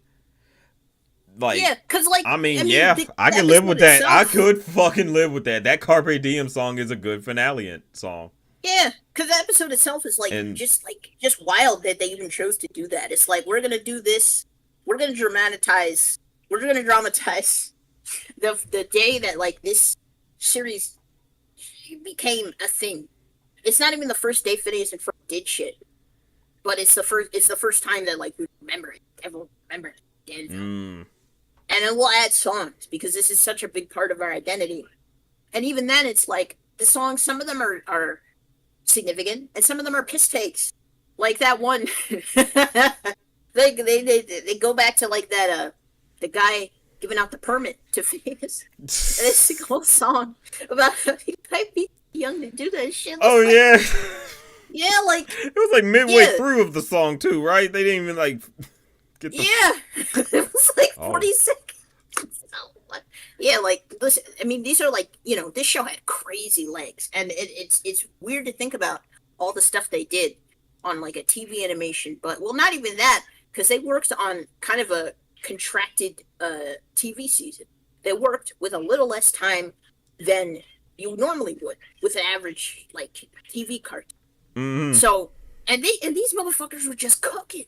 Okay, I'm not saying like all of them, because like people, you know, especially like if they dropped off around the movie or like some like or whatever, they don't remember season four, they don't remember season three, and that's a different type of brilliant at points. But yeah, I mean, just conceptually, there's there's some things that they're trying here. I think deconstructing Doof is going to be a favorite. I didn't really understand it, but I think everyone else kind of catches what's I there. I can see it being a temporary favorite. To be honest, a lot of the Phineas and like the ones that feel like they'll become favorites for people, like the Stacy episode. Mhm. I mean, that one I think can stick just because of the intrigue enough. Well, But it's really engaging, yeah. but I think like the deconstructing doof, it'll be temporary. Like people will like it because it's like, oh, it feels like it's deconstructing everybody. But then the ending of the episode is gonna remind them it didn't mean anything. None of this means anything. Like it, in the words of Toonrific Tariq, it didn't fucking mean anything. I think like sometimes the concepts are more important than the execution, which is like Mm. kind of the thread that I've been noticing. Like Tropey McTropeface, like you were saying off stream, that like if it feels like I guess it kind of like jumped the shark in some way. When It's like really it's just weird because I'm like, what? I feel like it is I weird, don't know but it is. the way you say you don't really get deconstructing doof. It's I guess that's how I feel about the Trophy McTropeface. It's like I don't. Um, It's like well, I don't really give a shit about Tropey McTropeface, but I do understand why it's here, like what they were going for, and why, like the conceptual, like kind of inspiration for it, because they were, that what was that? Oh, Remains of a Platypus was what we were talking about. That scene, where Perry's hat like floats through the tri-state area and eventually gets to Carl. I feel like that was kind of like an entry point for something. also Um, also that mhm. Jacko person came back to be an asshole. They said return once more to say this. Why criticize the season before you watch it? What's even the point of that? You're just igniting haters if you do so. Honestly, this vid just makes me disgusted. First of all, dumbass, it's a stream. Second of all, Disgusted. dumbass, we watch Disgusted. episodes. What the fuck are you talking about? I stayed up till 3 How the just to you make all sure up I in the finished it Kool-Aid on and you don't know the time. damn flavor? Get your shit together. This is Get off so this funny. stream. Go get a job application Hey, and listen, shut the listen, man, fuck up. listen, man, Like, listen. Stop, stop. no, no, no, no. It's not worth the trouble. It's not worth the trouble. I don't condone stupidity because this is It stupid now. is It's not stupid, but ignorant. you're gonna It's you're gonna not see a ignorant. lot of It's that. stupid. Okay, it's No, not. no, no, It's no, no, no, not. no, no. We'll see a lot of ignorance, and I can have patience for that. But this is stupid. Stupid's got to get snuffed. Stupid's got to get snuffed to I'm me. telling you, this is not. It's probably not gonna be like a thing. This It's probably. not going to be a regular thing, no. But this Jacko person is an example I'm making out of. That's my point. That's I just the don't think point. they're not gonna care. They made They up their might mind. not, but I'm We're like, haters, bro. We're haters. We drink that haterade. We're on this scheme. We're gonna like kill this reboot I'm where sorry. it It's just stands. you don't get to come in here acting stupid. It's like go back to school, go get a job or some shit. Shut up. Don't like fucking read a book. Read the fucking instructions. Read the stream before They you did have a come in song here about saying some that. stupid shit. They did have a song Yeah, I about told you reading. about that. It's like I appreciated the effort for that because I'm like, yes, I'm very much down for more educational stuff or like education propaganda to tell them read a book, read more, get back to reading. In fact, even with the fact I liked it was creative too, like the the sequence for it, for that song, they got the kids, they got Phineas and the gang reading books in all these weird places. I'm like, this is a fun sequence. But They had a man, is this metamorphosis reference in but there. Some but man, is this song not? It's just not reaching reading Rainbow. I don't. Well, okay. I'm not You're setting a knocking it crazy too standard bad, but for I'm a like, fucking it's not like a catchy. My montage track my in a point is that Phineas it's and not Ferb. catchy. That's my real point. You think? I mean, I think like even if it doesn't grab you, it's like it is catchy. Like they structured it I that mean, way I because it think is kind of. I think they can get longevity out of it because of the sequence. If anything, it's a fun sequence. I like that. Yeah, But I like the one song that I really liked was it was in the Slumber Party one. So that's at the tail end of this batch. In case you were wondering if we finished this one, we did. The Slumber Party. The Slumber Party. I think the last half hour was really endearing to me. I think like this What was in reminded that me. one? I remember seeing the thumbnail for that, but what was that one? It was No Slumber Party. That was the A one, and the Ballad of Bubba Doof, B one. Mm. Slumber Party is the kids throw Slumber Party at the same time. Candace and Vanessa and Stacy all throw.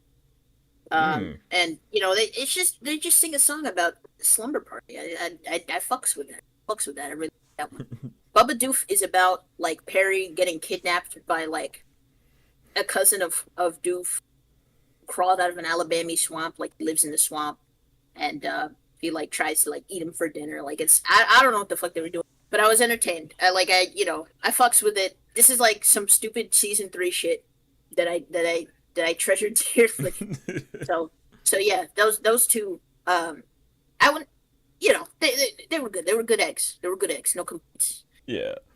Also, chat, if you not to poke at like specific like animation errors, but this was like that scene I was telling y'all about where like they're walking, but at some point, yeah, they're walking. Oh, Yeah, oh, yeah. yeah. That's Like so. I said, I don't hold it. I'm not like them Steven Universe weirdos who kept trying to pick out phrase, but it was like, ooh, I what don't was think going this is on at there? all on par with that. This is like, I mean, I think I'm just asking for the fundamentals of animation to be achieved.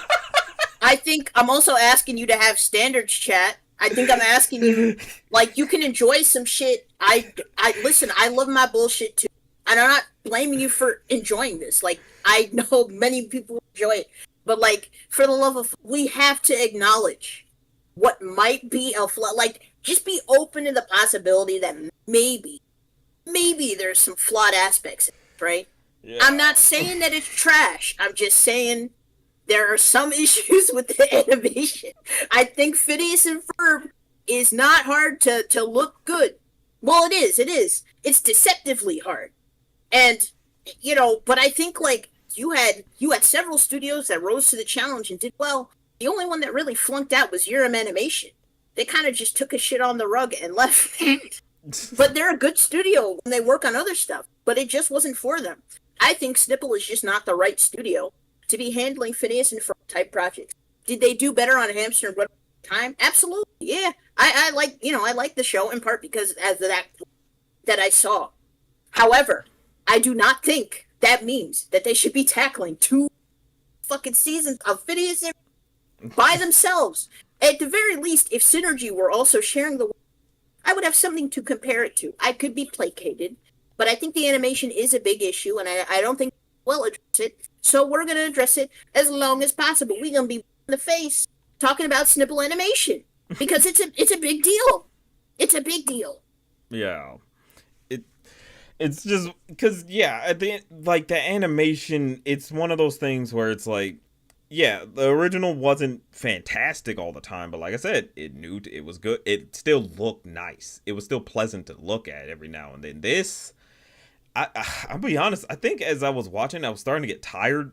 Like I really was just like, oh man, I'm like just drained. I'm like, I feel like I'm being drained as I'm watching this, and it's not even that it feels busy or anything. It just feels like so uninteresting to really look at. It just feels dull a lot of the time. Like I said, they pop off in certain moments, and it's like neat. It's nice to have a good espresso shot real quick, but it feels like I shouldn't need an espresso shot just to keep me interested in your show. Well, I wouldn't say that. I mean, But I don't the know. show is But plenty expressive.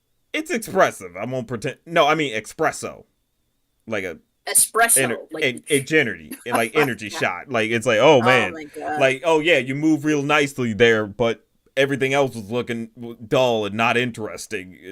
And then it's like, oh, but we look nice here. I'm like, oh, nice.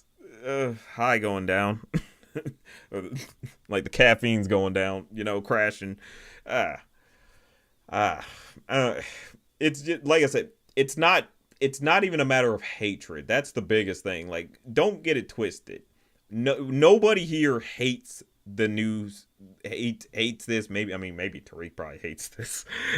Well, don't say but that. no, Why are you putting them on blast? They don't I'm even not know what putting. he Yeah, said. I'm not putting them on blast. But You but are because he didn't say this publicly yet. uh, Um, but he but watched. Well, how many did he watch? 3.5 hours, right? he watched like a yeah. We watched a few. Because we watched. We stopped halfway through Meet, Me right? in St. Louis. But We what we came? What watched came the rest before of that? the first episode. Hmm. Yeah. Was that it? And we watched another episode. Was it the summer? I think we watched the submarine episode.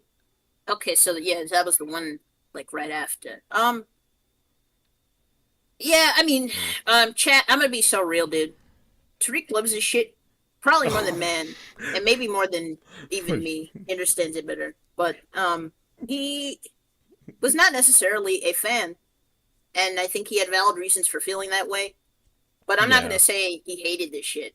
I think he Yeah. also wanted it to be as good as it is, Yeah. and I Nah, think I'm it's being just facetious. it's for But him. It was just missing some sauce, and maybe yeah. elaborate on that. Maybe Yeah, like eventually will if yeah. Yeah, again, like but for the but I'm our gonna watch feelings the are shit yeah. anyway. I'm gonna watch season 5B whenever the it's out, so it doesn't really matter, does it? Mm, I don't I'm probably bowing out at some I'm probably going to bow out after this first half. I don't just to see if it's some if there's something but yeah, I think I'm going to leave it as is. Mm.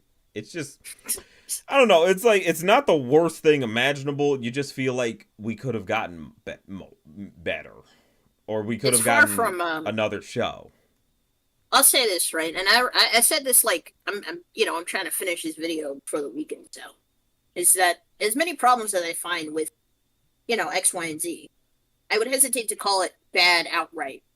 Because you do see like the puzzle pieces are still, and that energy to tell Yeah. new stories is still there, and yeah, many people consider that the most important part.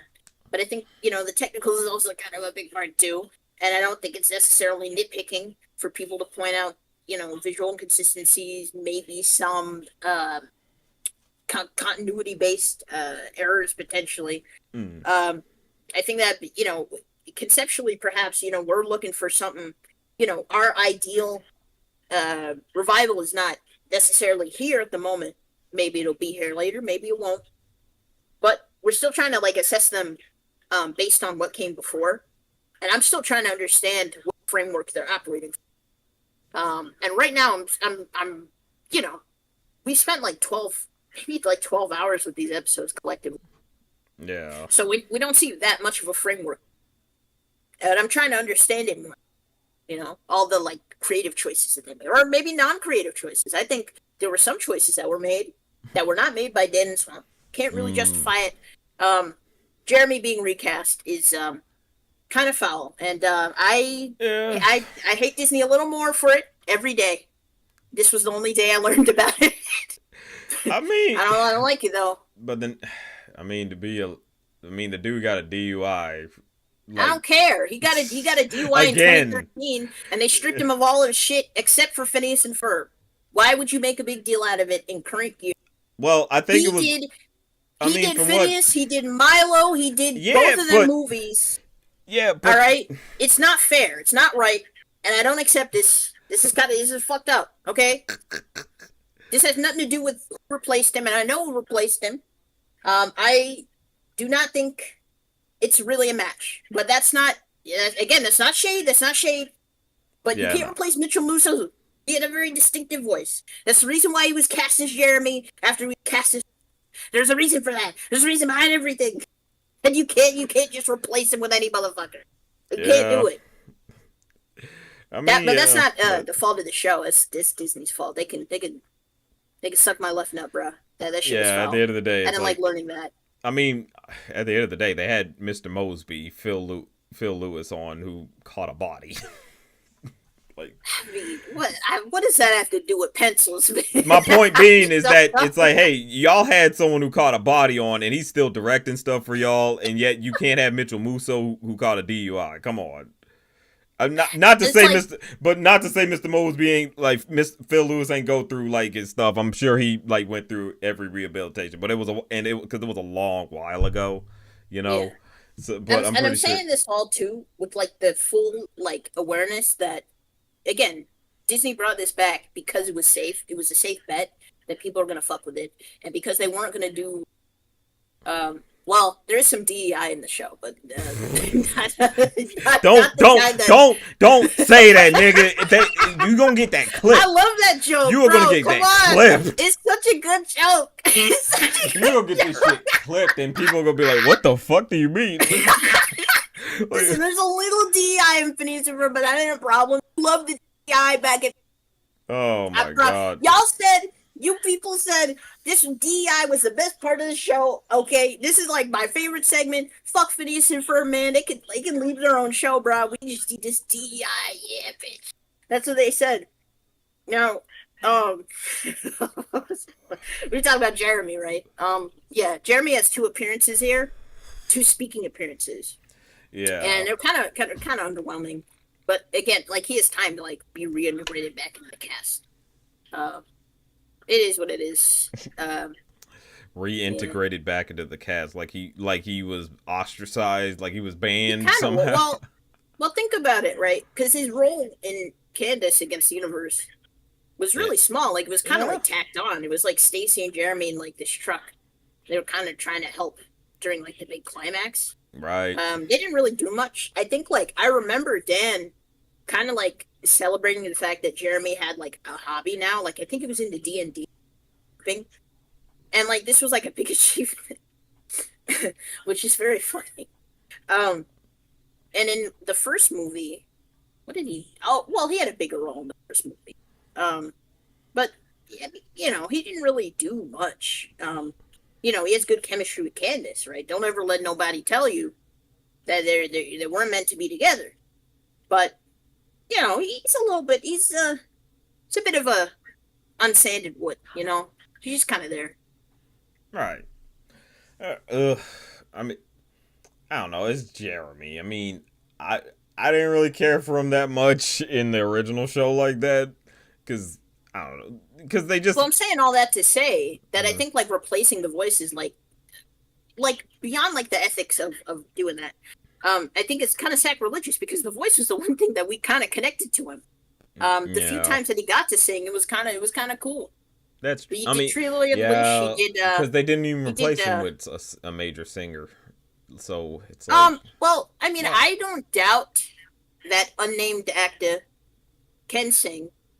Technically, he Hmm. might have sung already in the Phineas and Ferb universe, but I'm not necessarily sure. Not as his like main character anyway. But yeah, I mean like yeah, I mean it's a huge loss. This character, you know, it's like often people find themselves like connected, like to the characters to the voices. If you lose that voice, that's a huge chunk of that character lost. Right. Hmm. Uh, I mean, yeah, that's the biggest thing. Like the fact that the fact that Jeremy was voiced by Mitchell Musso was the biggest thing that made me have some level of idea of Jeremy basically. But I don't know, is but it is but and it I don't know. It just sucks to see that it's like yeah, they would replace him even though it's like such a small problem and because it's like okay, you got a DUI. I mean, whatever. Like so I, it's just dumb. It's just a lot of unnecessary rigmarole. It's like eh, It's unethical. it's It's fucked up. unnecessary. But that's to be honest, this season 5. it's un like my biggest criticism. Oh yeah, man. It's What, you like trying to have people call you a hater?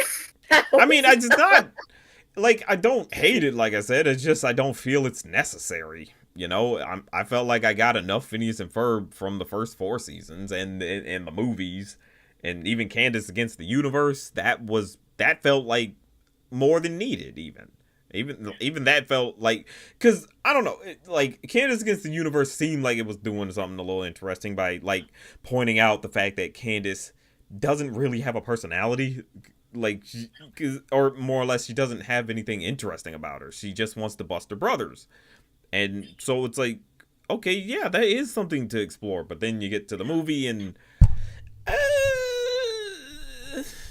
it's got stuff going on.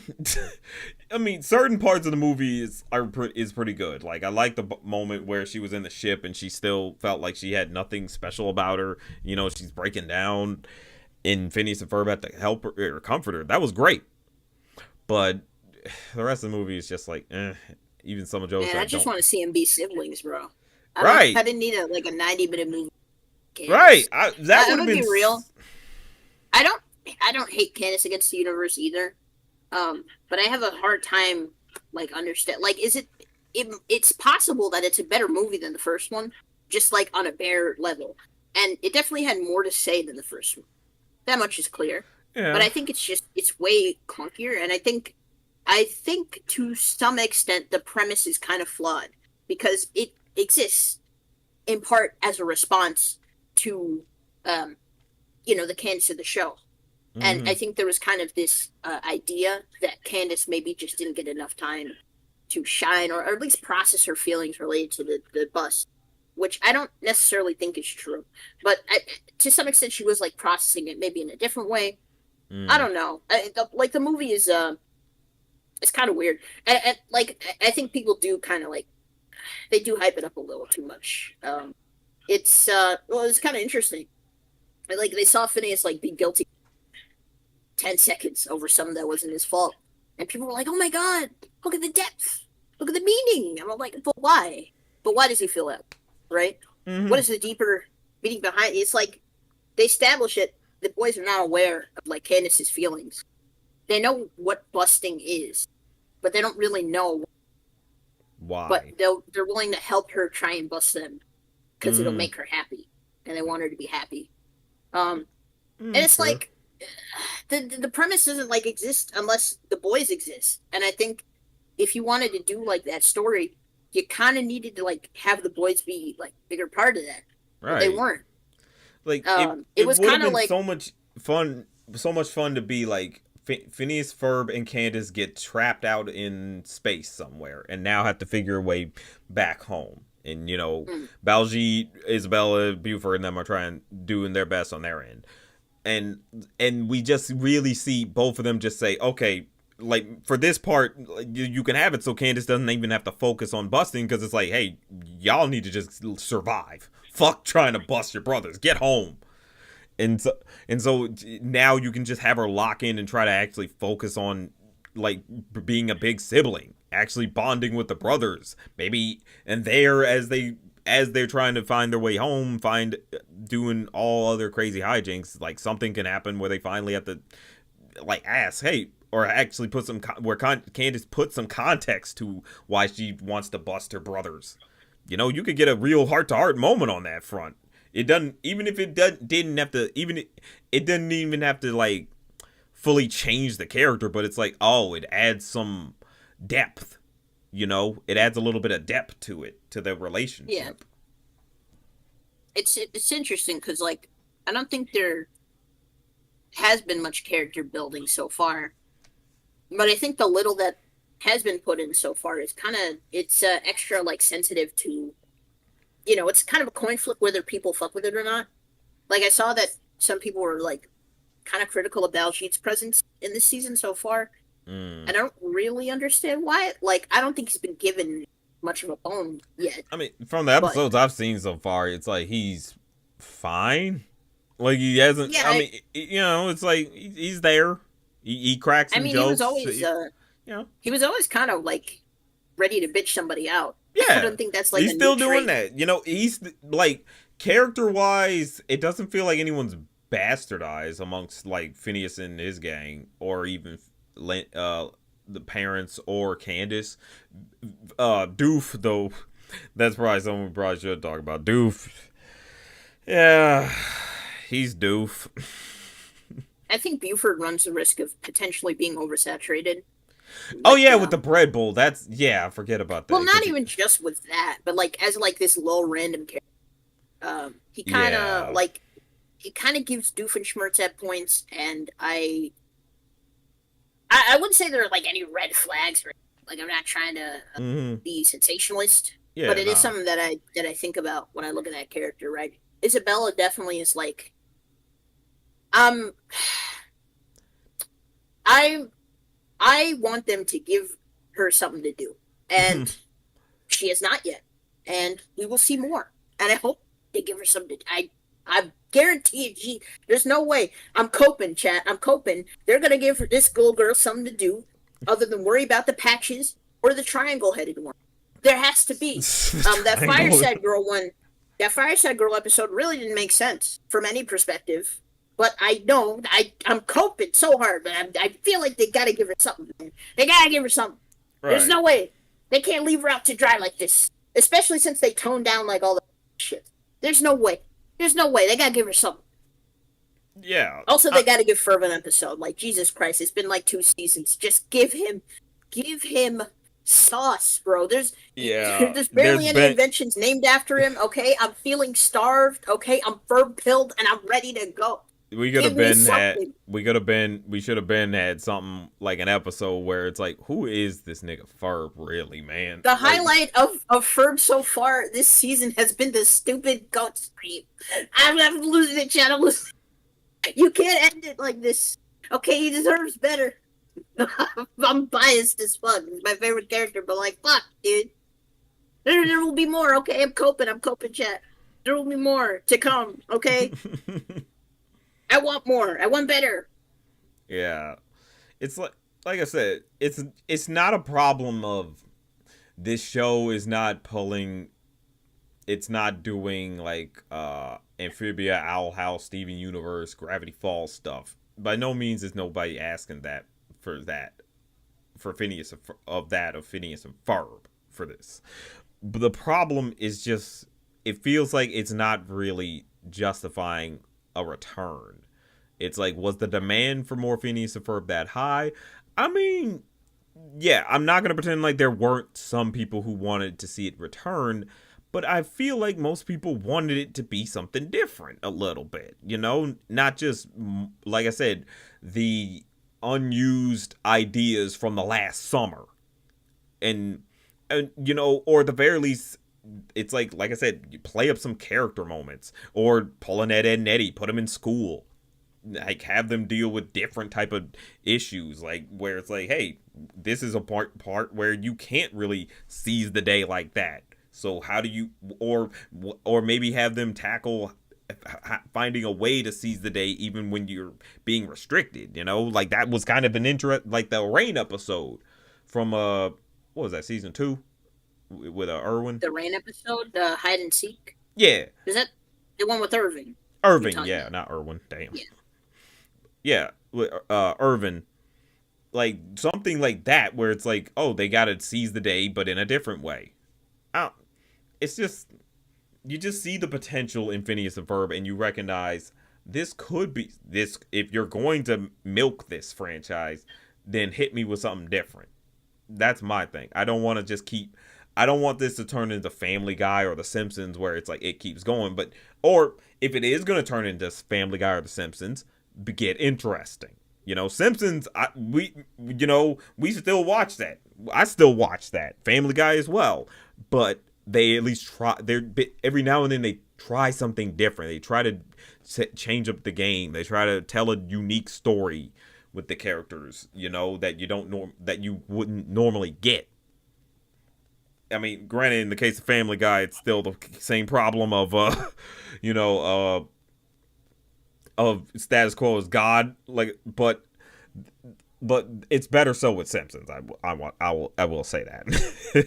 At least with Simpsons, like they do try something different, and it feels like they're writing from the perspective of, okay, we're older. People are older. People are wiser. People are thinking about things in a different manner. So let's kind of match that. Hell, they do that by making Homer a millennial parent now, which I know it feels weird, but it's like, yeah, you get a Magneto situation where it's like, well, how do we explain this Gen Xer dad somehow dealing with millennial dad problems? Like, how does that make sense? So, I think that's just recognizing, hey, change with the times. Recognize the times and kind of like right alongside with that to a degree. I mean. I disagree with you on The Simpsons and Family Guy. Current Family Guy is more consistently funny and makes me laugh harder. Current Simpsons is very hit and miss. I mean, it could be hit or miss, but even still, the hits hit with Simpsons. Phineas with this season 5, nothing's really hitting at I all. think my question is like, what do you consider current? Because even like, I've probably watched like 20 episodes of Simpsons collectively, but like I know that even within like 3 season cycles, they can like go from like generally decent to like really hit or miss very Mm. quickly, especially Family Guy. Mm. Because like I think it just started getting like kind of wishy washy again, right? Yeah, like last, I want to say either last or the season before that was really good, but this one's been kind of there. It's like Mm. there's been some things that work, but so it can be a little hit or miss. But sometimes when it's, but like I said, with Simpsons, it's like when they want to hit, they hit. Like they do want to, like they get them episodes where they're like, like most recently they did an episode with Bart and Lisa in the future. It's another future episode, but it's an interesting one where it's like, oh, what if, why don't we explore Bart and Lisa growing apart as they get older? And so Mm. that's actually like, I'm like, oh, okay, we know, most of the time they are always pretty much like always in contact with each other. The idea of Bart and Lisa growing apart and the way they reconnect is through Itchy and Scratchy. Yeah, Like that shit was I'm flames. like that shit was crazy to see. I'm like, oh my god, Simpsons, y'all Yeah, still got it. it made me lock in. I Like wasn't it, gonna watch the season before, but I'm like, like fuck. it, they still got it. They still can get it sometimes. Even some of the specials, not the like crossover specials or promo specials they do on Disney Plus, but some of the more like, oh, okay, let's do like the holiday specials. Some of those can work. Like the Valentine's Day one, that was actually interesting because they had it be, because they had a bit. They were doing different type of pairings, and they did an interesting one with like Bart and Ralph. I forgot what the plot line was, but it was actually pretty. It was a pretty cute storyline because it's like, oh yeah, Bart. It's like Homer and Ralph. Did I say Bart and Ralph? Deli. Hmm? Did I say Bart and Ralph, or did I say Homer and Ralph? Bart and Ralph, I think. Sorry, I meant to say Homer and Ralph. But Homer and Ralph get a story together, and it was. I think it was something about wanting to pass out proper Valentines for people, and it was a pretty. But it was cute. It was actually kind of cute because these are both two of the biggest idiots known in the Simpsons, but they're very innocent when they they can be very innocent because Ralph is just a kid, and so Homer's just kind of playing off of the innocence of Ralph, and Ralph and I'm trying. Damn, Ralph. Sorry, Ralph, I got Ralph, confused Ralph, Ralph, Ralph. because I was like, wait, Raph or Ralph? It's Ralph. Nah, it's Because Ralph. yeah, because I was getting confused with Raph from Ninja Turtles for a second. Oh my god.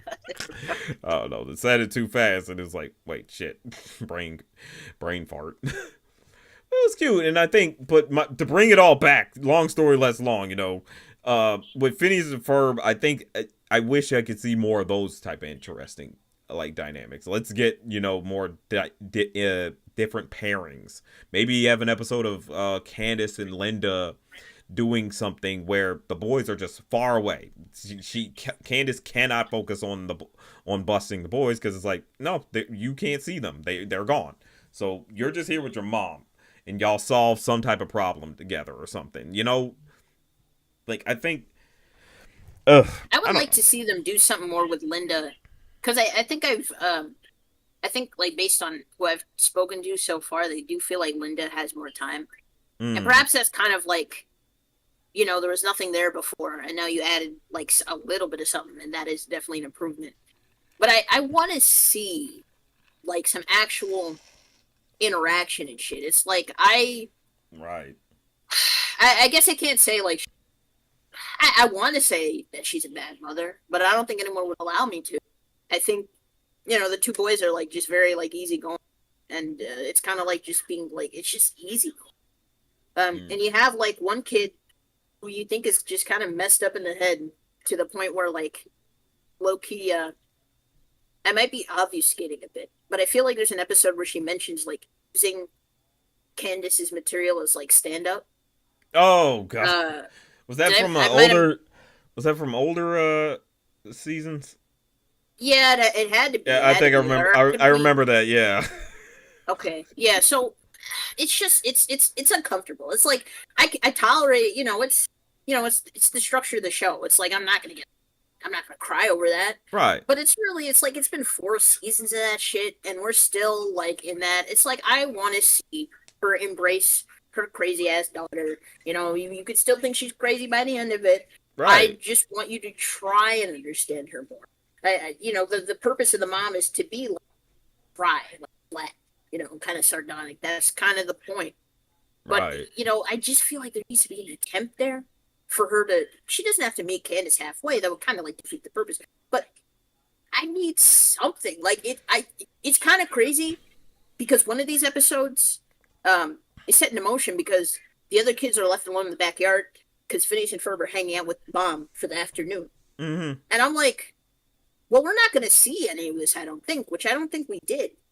That setup only exists so that the boys can ask Mom to drive home because they want to see like what was built.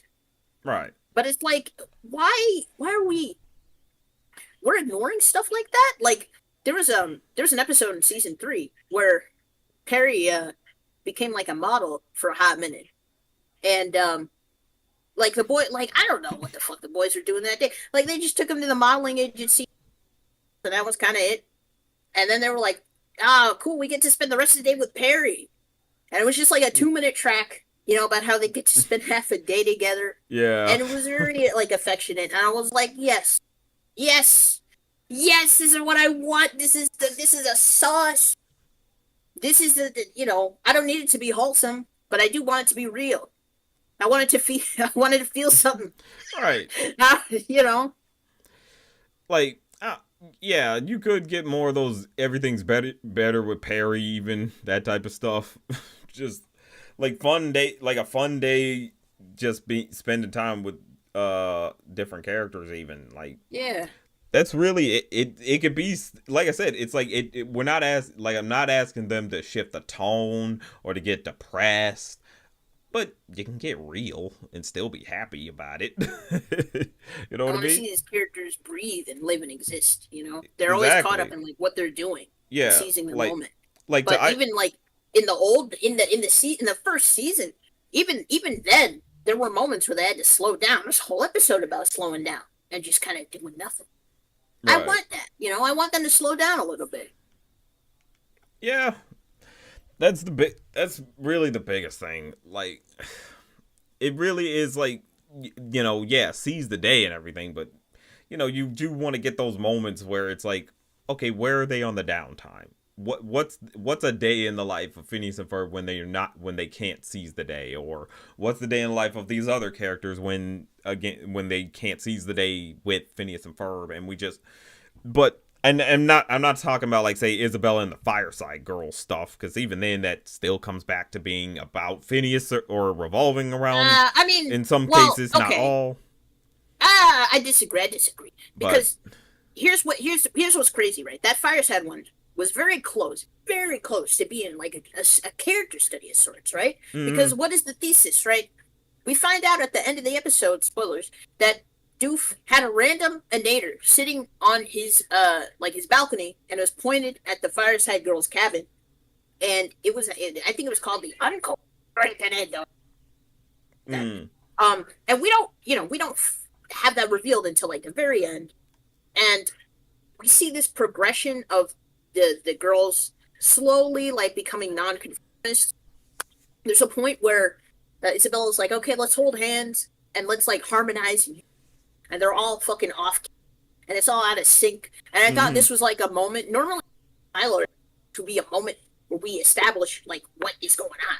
This is like the part where shit kicks into gear, and right, just like nothing came of it. Nothing happened. Isabella, like they emphasize that she's the leader. She kind of has to be married to the rules, but mm, she's like the last domino to fall. She's the only thing between order and chaos. And when she falls, it's really like the end of the episode. So the last 30 seconds is kind of just like her brawling the fuck out against all these other kids. And then Doof is like, oh, let me turn this shit off. And I didn't really do anything with it. I expected them maybe she goes to the boys for help. Maybe, mm. she resolves it on her own. I Yeah, figured like if she I went don't say feral like that and then he they took charge of the situation, maybe some, but like they just did nothing. It just kind of random. Right. That could have been great. I was looking forward to that one. So maybe my expectations were a bit high. I don't know, but yeah, I don't. They could do anything. They have a lot of possibilities. They just need to like lay down the ground. Yeah. Like it's not just like everyone's throwing their examples of the stuff we're trying to talk about like from like the past seasons, and it's like no, yeah, we get that, but our point being is like we want a little more of that if we're coming back for any reason, you know. We're trying to say make that more the norm versus oh, it's just way more silly cute hijinks that you know it resets every single episode. By that point nothing's changed, nothing's different, it's just kind Mm. of same stuff. I mean again, it's not like I recognize it, I know it's like again status quo is god type of stuff, but it's like you could up the ante more, like I said, showcase more heart. But uh, this is all a long ramble of us talking about this, the point just to say it's like I said, it's not it's not really bad per se, it's just not as good, it's just not, it just didn't live up to any much of an expectation really. Like in some cases it's a little more disappointing because of that, so we feel a little harsher, some of us might feel harsher towards it. That's pretty much my uh, perspective on it. But I do recognize it's like some other people are gonna enjoy this. It's meant for those people who wanted it to just continue from just to be just a new season, to be the exact same as it was before. And people enjoy that stuff. That's fine. They like seeing the creativity, and I like seeing the creativity, but I also like seeing creativity in character development and character growth.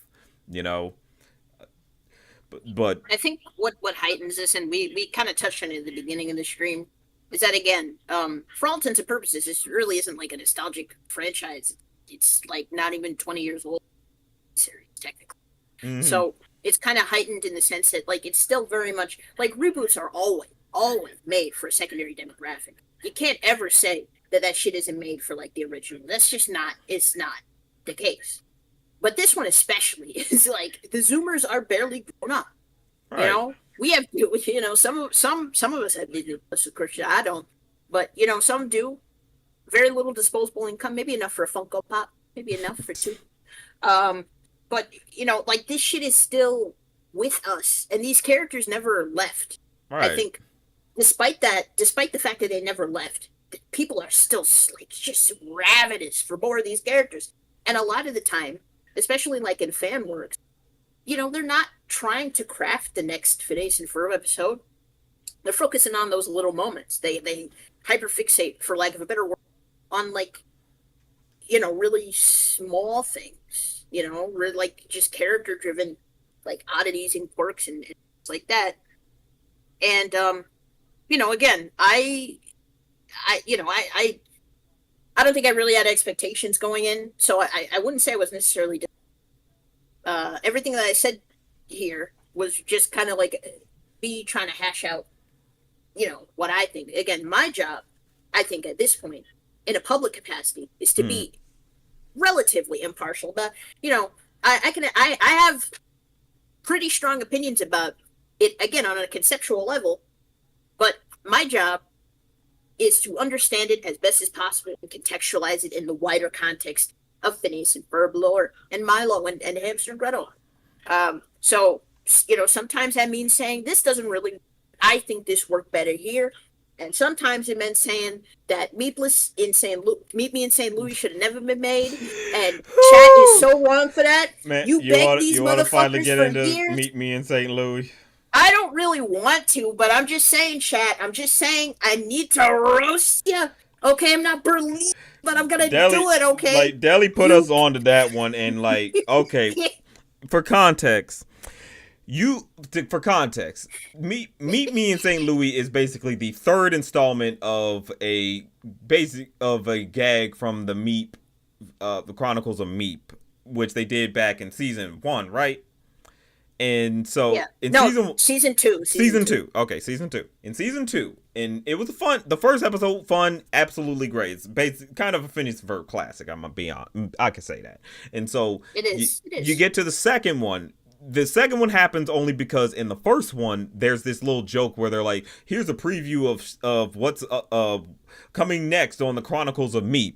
You know, the gag being, "Oh, they're gonna do another one," but in reality, they didn't plan to do one. They didn't even think the first one would be successful. Well, they said that explicitly. It's like, here's Yeah, a trailer for the next installment of something we don't intend to make. And yeah, then they right. made it, and then everyone was like, "Oh my god, when are you gonna make the next one?" And then it's, "Oh Yeah, well, I guess the they're next like, one." "Let's They do did. it." Yeah, And the and second one was batshit crazy. I mean, Meep, Chronicles of Meep, the original, it was pretty good as is. I have no issues with it. And like they tackled like 3 or 4 different layers of characters, and they did pretty well with those. But Meepless in Seattle, Meepless in Seattle, get the yeah, that Meepless in transcended a Seattle whole put some other hair on level. people's chest that night. It's crazy. It's disgusting how good it is and how unhinged this show got, bro. Like, The progression between roller coaster and some shit like that is insane. It's insane. This is the reason why the show made $1 bajillion. So then they add another trailer in for the second episode because, to some extent, I understand why. But they're ruining the joke, okay? The joke the first time was that, we're having fun. We're kind of taking the mickey. I think they did it because they had Don LaFontaine, right? In the show. They had the In a World guy, right? mm-hmm. And that was like one of his last roles before he died. Oh, man. But like, they added that trailer in, and people didn't think they were going to make it. And they got so excited for that they felt pressured to make it. And they took like 12 of these out of context little piece of shit scenes, and they turned it into something so insane that it was just crazy enough to work. And then they did it, and they added another trailer at the end of that one. And obviously they're adding these because they already know what the deal is. These are just kind of a piss take, but we kind of want to do it. You know what I mean? We gotta make me in St. Louis. We gotta. Nobody said you had to. It Really ruins the not. joke to make Meet Me in St. Louis. But Yeah. best believe, this is like the top 10 requests for people, like for fans that are waiting for the show to return. They're like, if Phineas and Ferb comes back one day, or maybe Milo could do it. I don't know. Maybe we should do Meet Me in St. Louis. I'm like, no, it ruins the joke. It ruins the atmosphere. Like, it's not gonna. I understand that streaming kind of maybe also like would have broken down the joke a little bit anyway, but you're just like giving it up. And for the episode, so like I did not know what to expect. I did not have lofty expectations. I don't think I was ready to accept what the episode gave me. And from what I went in knowing that there was a very significant player from the old days that came back to write this one. I think he's like the co-story editor of the revival so far, but like this is the only one he wrote. And I was like, okay, well maybe there's something to it. And I watched it. I watched it twice because I felt like I was missing something. And you waited, Chad. You begged and screamed and cried for this for like a decade. And then the episode comes out. And it's actually like, this is like unequivocally the worst one so far. Yeah. It's not even close. Yeah. There's a gulf between that Fireside one, which, is very confusing and kind of frustrating because it doesn't make sense.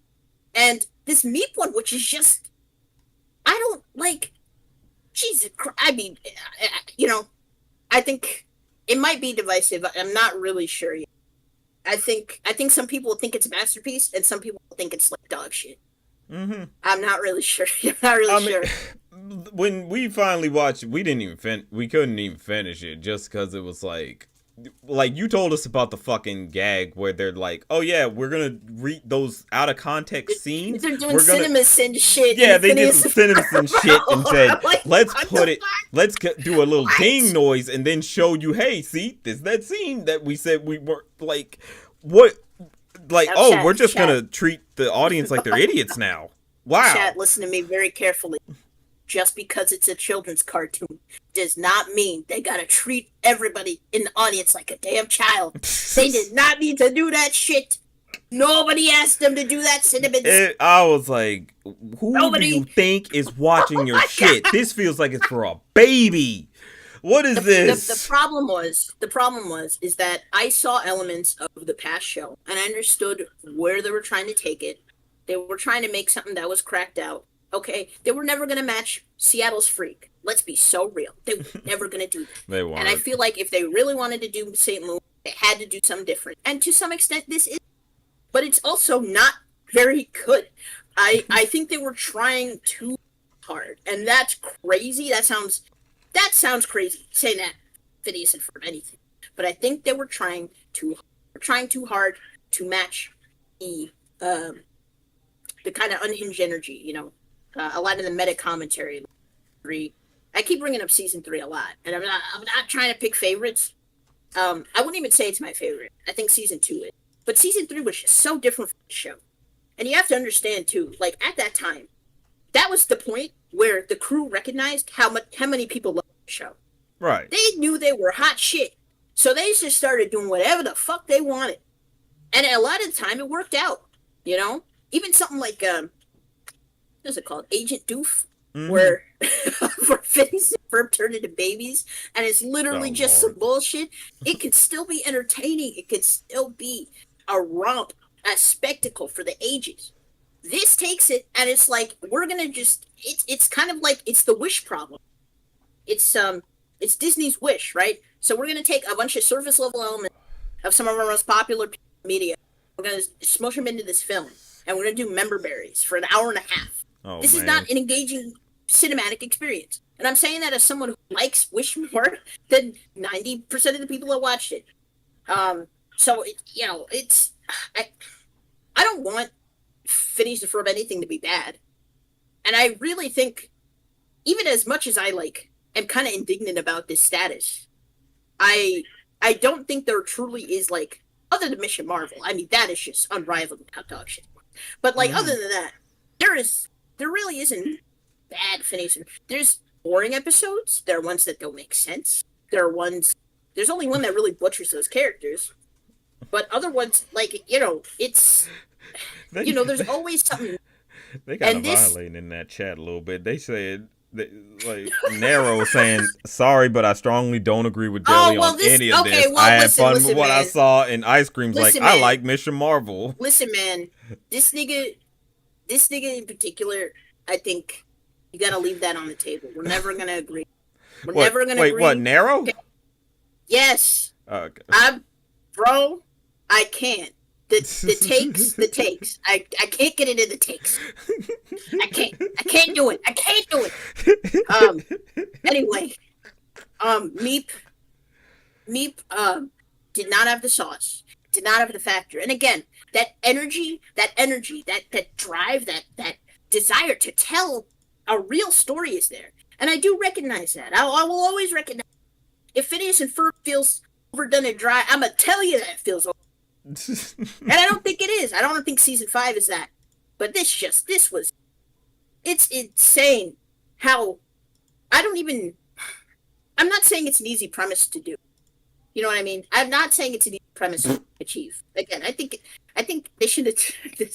Why'd you stop on this frame? You're crazy. Man. No, you change that shit. Change that shit immediately. Change that shit. Okay? Here's wrong looking. Here's rigged Doofenshmirtz. Actually, can you go to the song? Can you go to the that shot of Phineas with the cockatiels? Find that?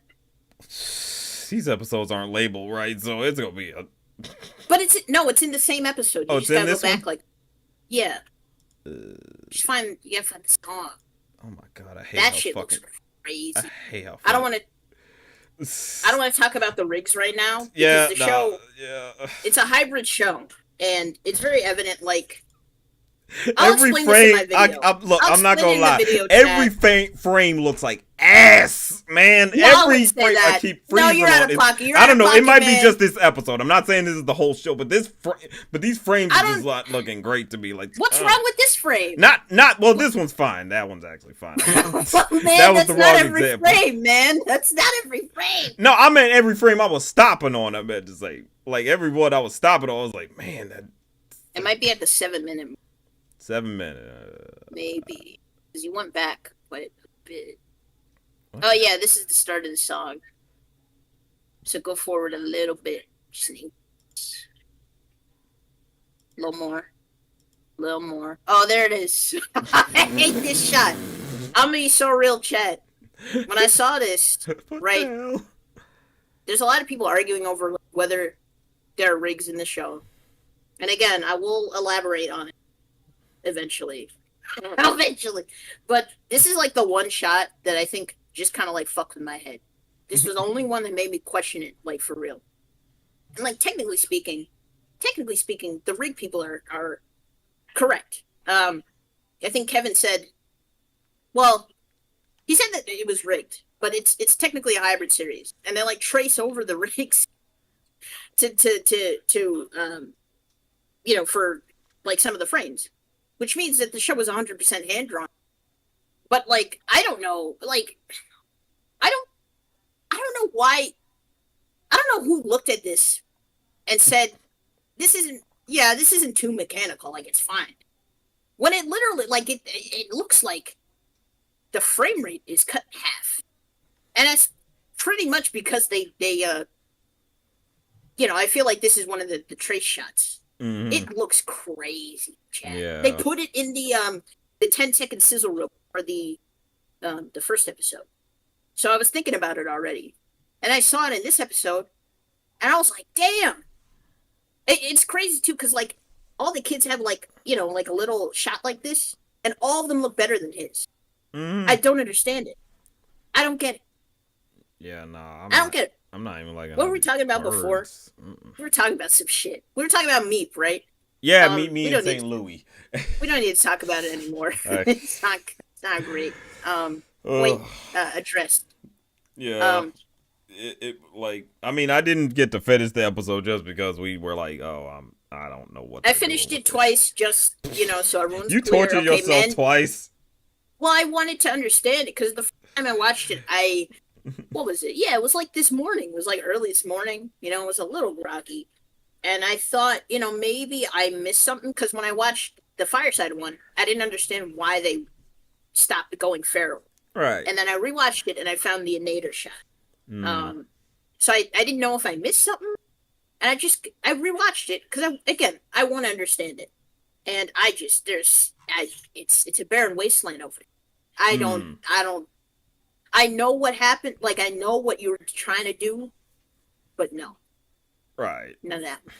You can enjoy yourself, right? You can enjoy yourself with this episode, and I get why people would in a very loose sense, but it really wasn't. It really wasn't worth it. It really wasn't that bad.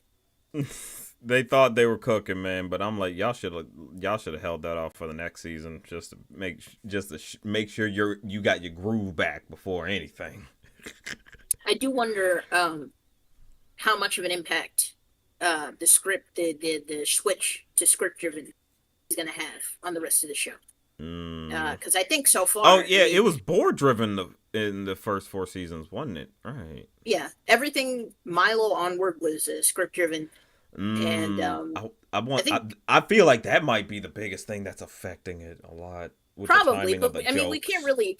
They can be competent with script. I mean, yeah, Milo they can be great. Yeah. Milo was good up to a point.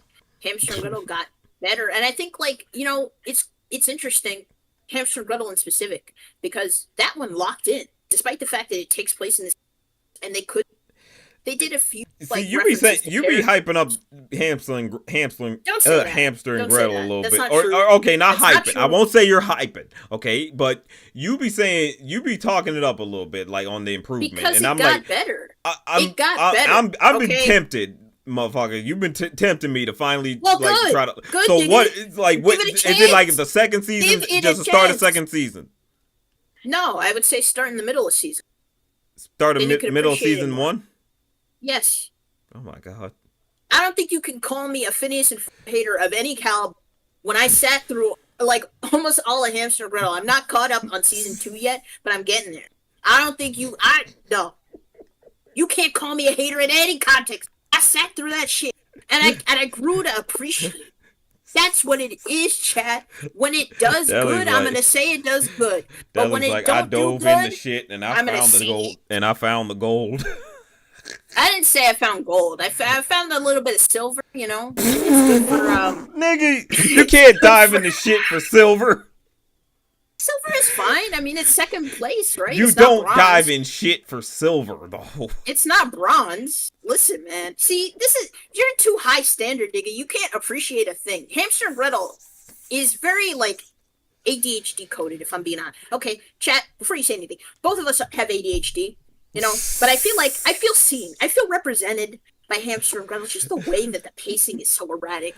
It's a vibe, you know. I would even say, like, if you watched it under the influence, it might be a Deli, transcendental experiment. don't tell them they need to watch I Hamster am and not Gretel encouraging under them the. to.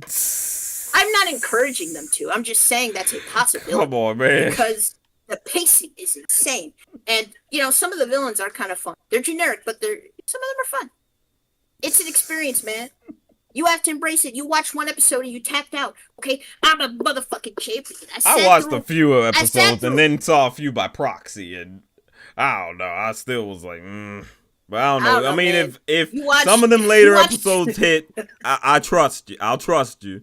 Man, you watch like an hour of Kiff and like I'm disgusted by how lo-fi this is. I mean, like, I ain't watched like just an hour now. I watch it by proxy. I leave.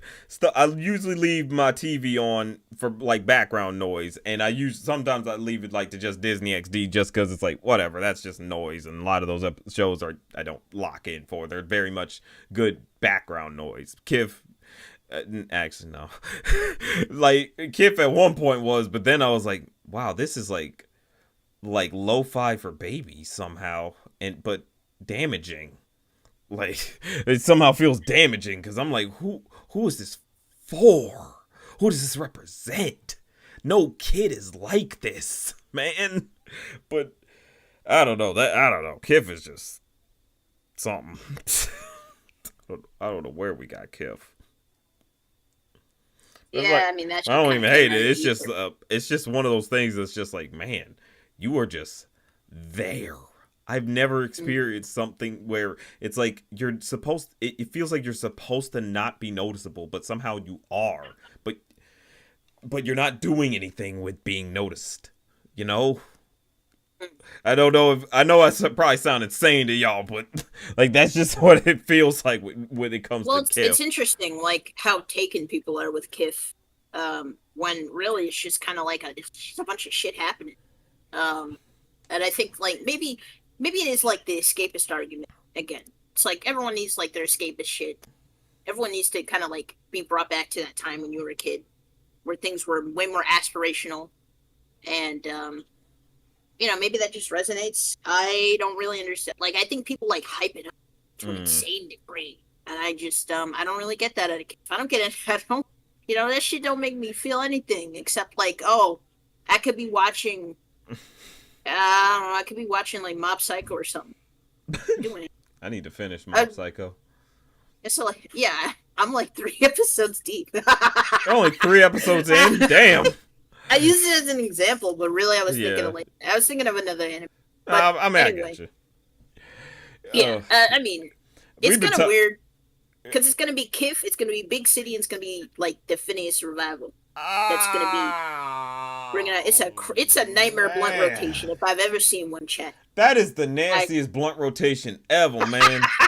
Like Bingo I bango, I bitch. could pass it. I could pass it to Big City Greens, but It's a nightmare blunt. that is a bad blunt rotation, man. I'll be like two of them niggas in that rotation are gonna blow you high. You just say bingo bango, bitch. Like Big City Greens, I can fuck with that a little bit. It's funny, like it's genuinely kind of funny, and they do up the ante, low key. They change things up. Each season don't feel too much the same, but well, except for Cricket. That there's a fucking diatribe to go on about Cricket Green, my niggas. I mean, I don't think we got time for that. But That we could be ain't get a whole that. other stream Yeah, in we and of 2 hours itself. in on this fucking I am Phineas the shit. cricket green hater. Okay, if We there are no cricket green haters, I am dead. I am long dead. I'm so serious. This is 5 seasons of a nigga just hating on his dad. I can't. I can't.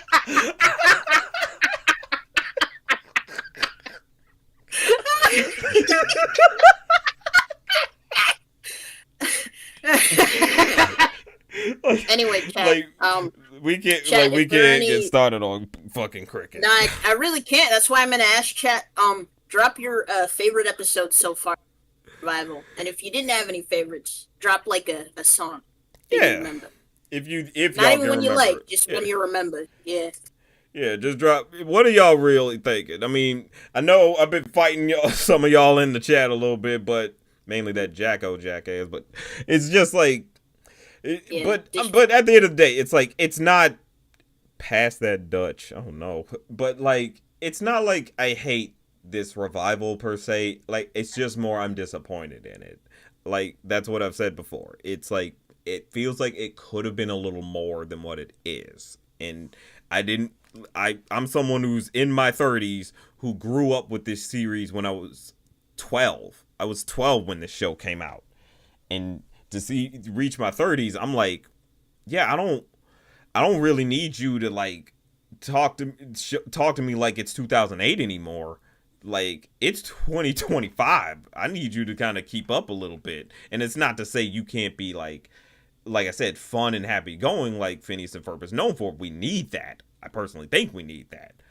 But I still think you can have a better sense of heart, a recognizing, hey, we are in different times. There's different sensibilities, so let's try to age the characters up with the audience that this clearly is trying to appeal to. Like let's be real, it's clearly trying to appeal to me, in hopes that I would have kids, in hopes that people like in my generation would have kids, and then pass it down to, or even me and Deli's generation would be having kids and pass this down to those kids.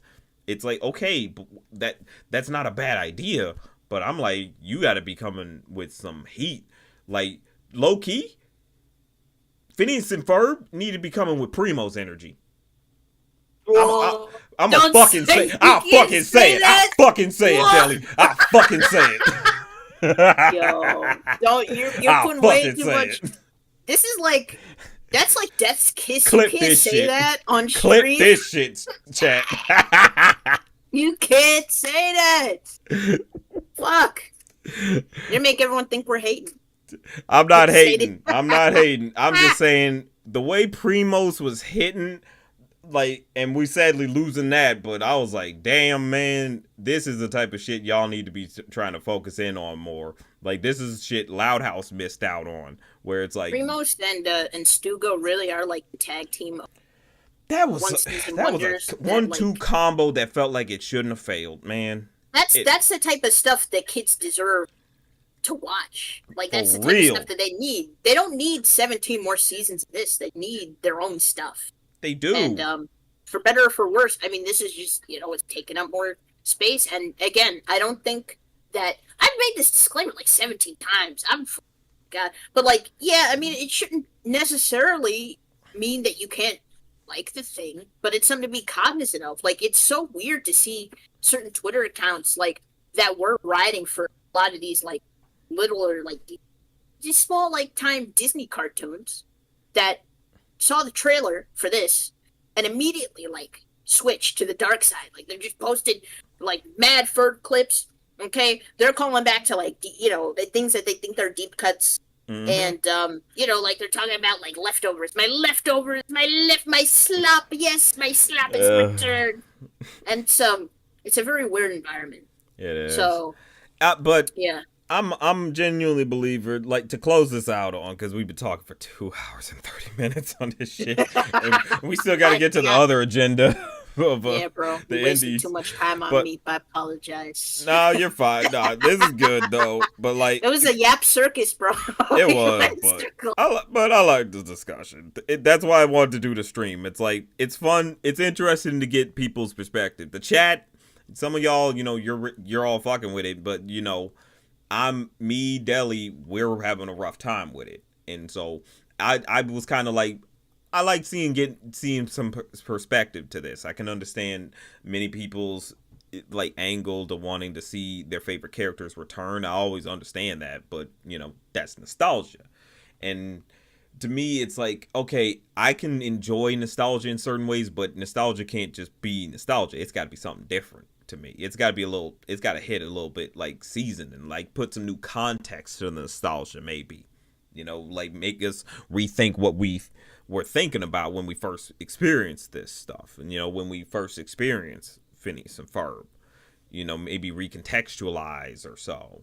That's what I'm saying. I'm like, up the ante. If you're trying to appeal to me, then I want you to then I want it to be something I can pass down properly. I don't want it to just be my scraps. Like I was willing, it's like our generation was gonna pass down Phineas and Ferb no matter what. Give us a box set, you're set. We're set. Our kids are gonna know this stuff. That's fine. Why haven't they dropped that box set yet? Like shit, I'm Been still forever. wondering They where don't that even have complete series. Candace Against the Universe on DVD. Oh my It's kind of fun. god, nasty works, man. Yeah. Like, but yeah, like hell, the King of the Hill revival, like she who speaks in verse. Interesting name. Like that's like the King of the Hill revival. I'm actually interested in that because it's like, let's age them up. Let's age Yeah. with our audience and try to say something different. Let's put these characters in a different situation, in a modern situation. Let's showcase some life has been lived with these characters. Because if y'all saw saw the little preview of the intro they put out, or they put out the new intro, a lot of story is revealed in that intro, man. Fucking Hank moved. Hank packed up and moved. Yeah. It's like, what? And he's coming back to Arlen. So I'm like, what happened? What, Watch like, that Johnny Two Cellos breakdown chat. yes, go to Johnny. Channel, Y'all need to do be it right following now. Johnny big time. Like, that man is gonna be breaking this shit down This left is and like right. his Go D-Day, to bro. Johnny's channel, right? Big time. Yeah. Like, go subscribe to be locked He's in gonna when be that dropping drops. Christmas till the end of the year, from August to Y'all gonna be December. y'all gonna be eating with You're Johnny's being videos, good. bro. I mean, but that's what I'm saying. Like, that's the type of stuff that I'm like, if you're gonna bring this back to me, you gotta recognize it's like, I've grown, and so I want to see, have you grown? That's what it is. And I don't know. It's just kind of that thing where it's like, it does this new this new Phineas and Ferb, to me, it doesn't feel like it's grown enough. It's shown. It feels like there's some things that's different. That's like, in some cases it's good, and for me most cases not. And so I'm like, it needed to up the ante for me. That's my big thing with the new season. That's really all I'll I say can this say. too, right?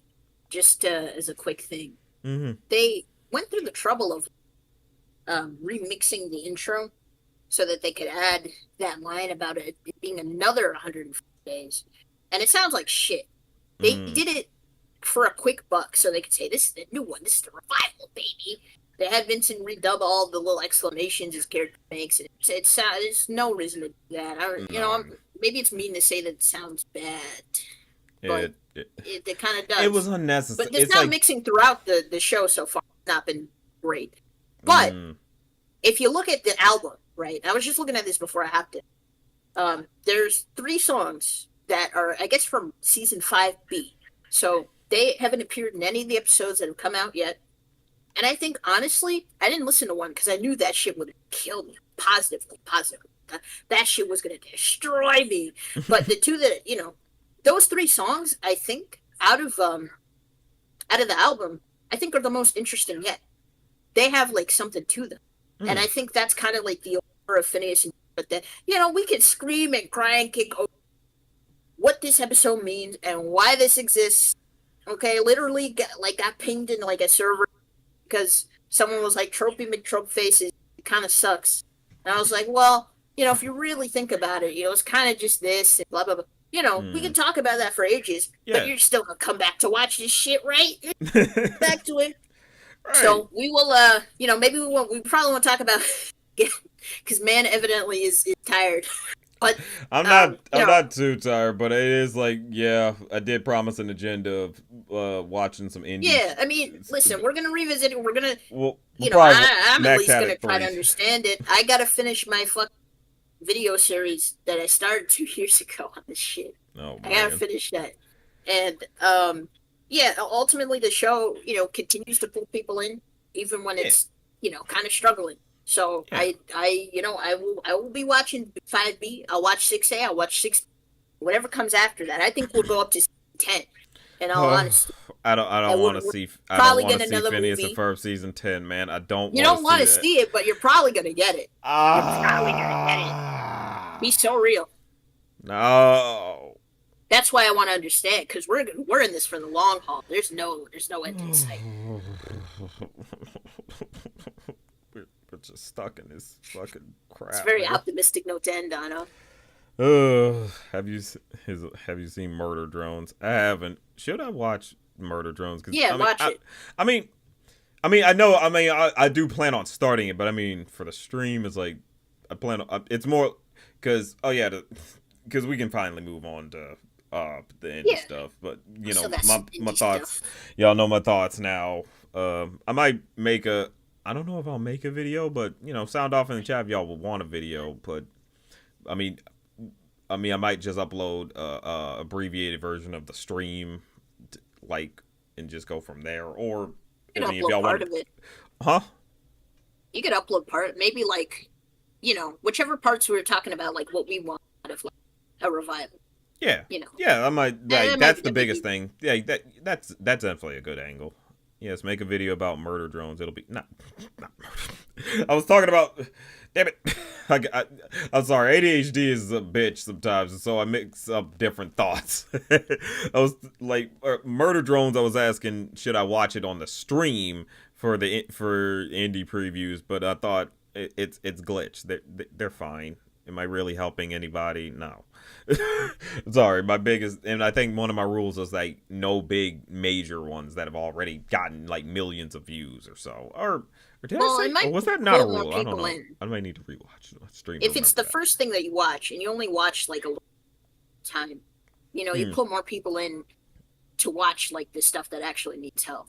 So it might be worth considering. At least So like just just, allow, just so like watch it all regardless of view counts. even if you might not even like watch it all, maybe just the first two because you haven't No, even started it yet, and it's no. I mean like, I, I don't mean like in terms of watching it for myself. I mean like on no, stream. I'm saying Oh, on stream. Like you can finish all of it. You could finish well, just an episode or two. It doesn't I don't really. think I can watch all of it. I don't think I got permission to just. Well, that's what I'm saying. Like it doesn't matter the length. I think any amount of uh, time would be good, and I think it would benefit whatever comes after, because that's okay, the yeah, captive just watch. audience. So yeah, I see what you're saying. Like, views be damned if it is. Like, just watch it, and even if it is a big name, if anything, it helps. Like, Mm. yeah. Actually, I got a recommendation for Okay. whenever we're done here. It's a Uh. great short. Okay. I mean, we could watch on stream. If It's I think it might be too chill for sure. Kind of, it's two and a I half mean, hours of if it shit. wait 2.5 hours. No, I'm saying the stream was 2.5 Oh. hours of us yelling about this. But this is oh, it's 15 minutes. Yeah, it's kind of long. But I mean, we don't got like I said. I had a rule that said for it, since we're previewing it, it's only a 3 minute limit. But I'm changing that to about half of in proportion to um, a short or okay, watch the first 4.5 minutes. Can Okay, we do that? you 4.5, sure. How you said Yeah. it's 15 minutes? I mean, we can watch the first 5 minutes, or if you think the first Um, 4 minutes is like a good cutoff for a I certain point. yeah, I mean 4.5, 5 minutes. Know when when you see it actually, because it cuts off pretty neatly at that point. Yeah, throw this on. This some heat. All right. Where you sent it? There we go. Yeah. I also got one in the chamber I gotta watch because someone emailed me their they emailed me their short to watch, Damn. and it's I a kind of feel bad for them. They got to get through all this shit first, dude. We should have watched it I'll, first. I'll definitely upload like the clip. Okay, this is from Shio Toretto. I didn't want to share the link. No, Shay, not Shio. What the fuck? My God. So I don't know why I did that. Education with Lawrence and Toni. If it wasn't for Toni. Anyone remember that song? Education with Lawrence and Toni. Alright. I should add this to the playlist. That is not how to add to a playlist. This is how to do that to the playlist. It is now in the playlist. And I don't have to share the playlist later. Okay. But what is this about? From Shay to... How do you say this name, Deli? Deli? Damn it. There goes Deli. Well, guess we can just get started.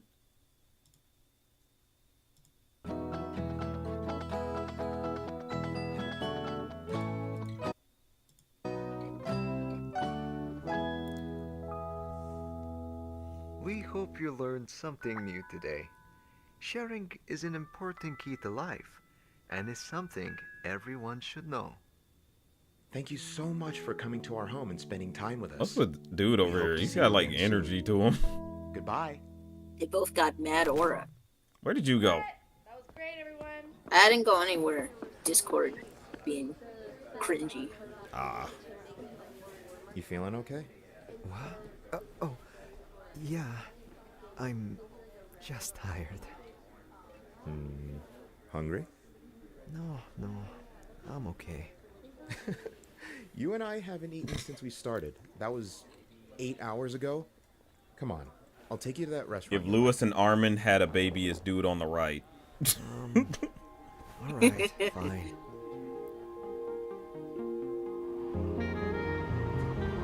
Whoa. Music. Also the style. Oh my god. Yeah.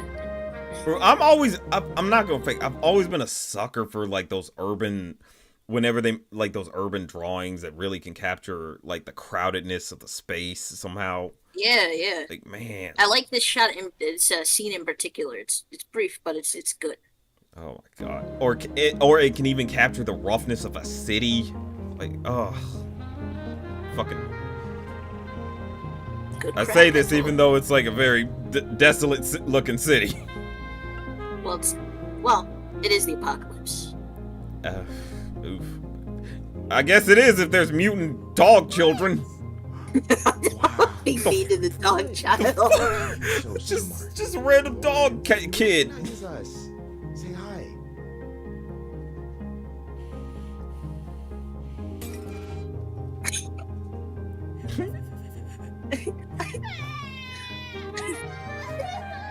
I feel like I'm getting some old Canada vibes. But I don't know, I might be tripping. If anyone remembers old Canada.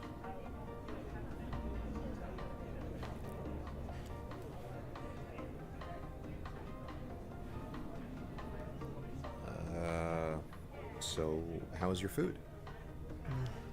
They're mashed potatoes. Well, why did you order them? Not a fan of chewing my food. Like a baby bird? Are you done asking me questions? If Ralph Bakshi had Alright, chill. sorry. Oh no. I mean, kinda. It's a little drop of backsheen here. Yeah, I can see that.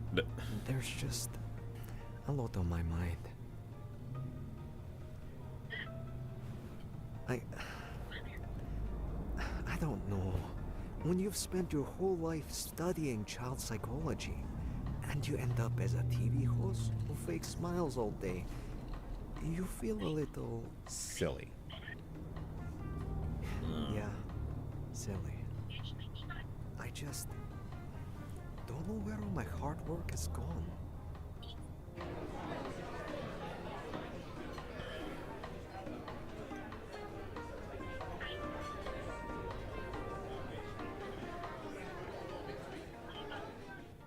Do you know why I picked you?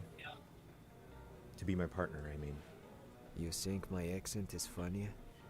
No. Okay, so think of us like a brain. Left side, right side. You do the research, the hard work, and then I take it, I rewrite it in a way that a kid would get it, and I make it pretty. We need each other. Or at the very least, I need you.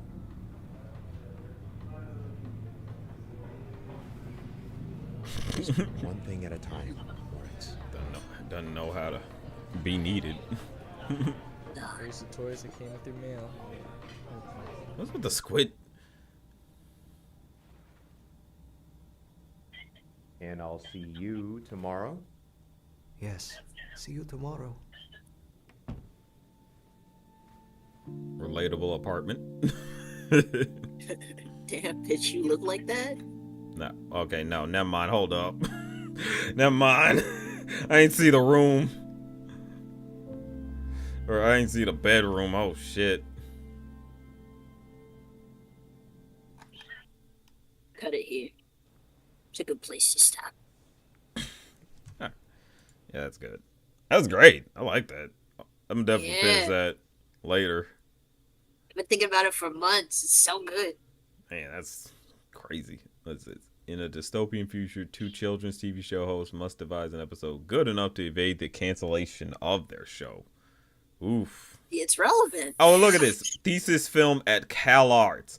Oh, Yeah. from Cal Arts, you say? Yeah. Look at this Cal Not a Arts bean mouth style. to be found. Look at the bean mouths. You know, Yeah. that bean mouth, man.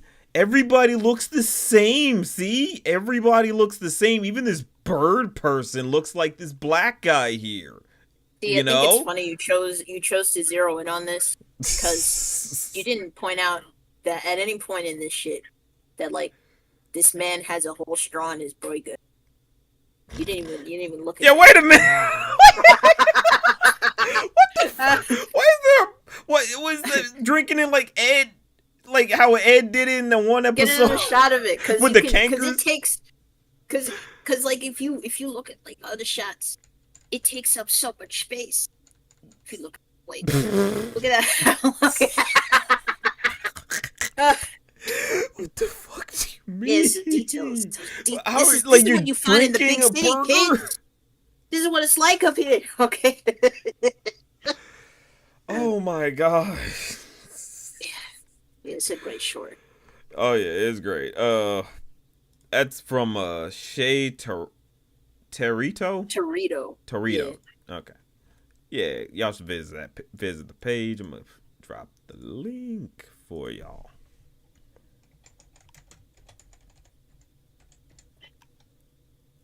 I think I spelled that right there.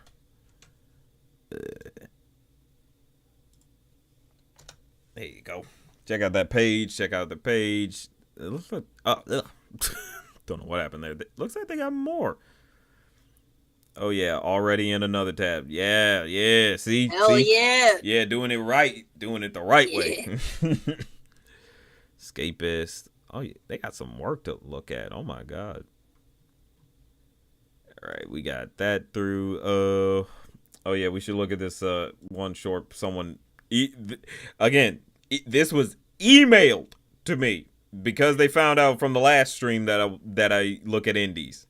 So this was emailed.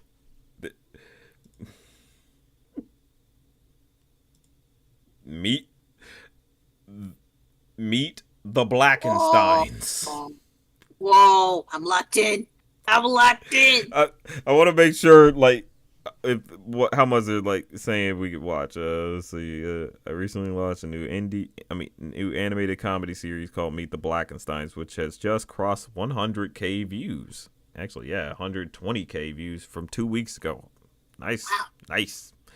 in its first week on YouTube, and the response has been incredible. The show is, I'd love to check it out and consider featuring on your platform. Here's the official trailer. Happy to send over more info, press materials, or even hop on a call if you're interested. Maybe at some point we can have them on a stream and actually talk about the pilot or talk about this. This is about 24 minutes. We'll watch half of that, so we'll get up to 12 minutes. You think that's fine, or just go to 5? Let's see. See where it takes us. Let's get to 5 and then see like what's a good time to cut off. Okay. Oh shit. Maybe we can do more. I don't know. Okay, let me just put this in the chat.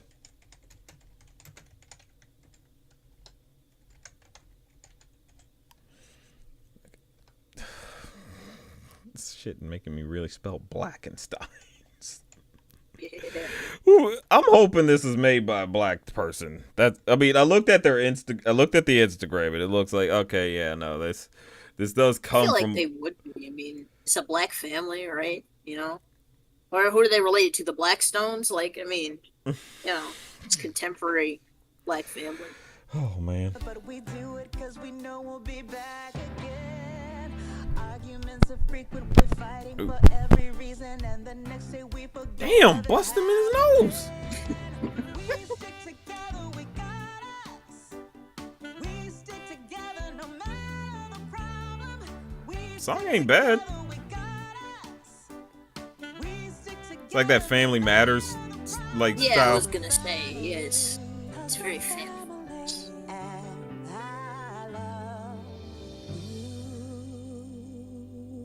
Oh, see, that's actually a really good style. Like Yeah. Oh. Mm.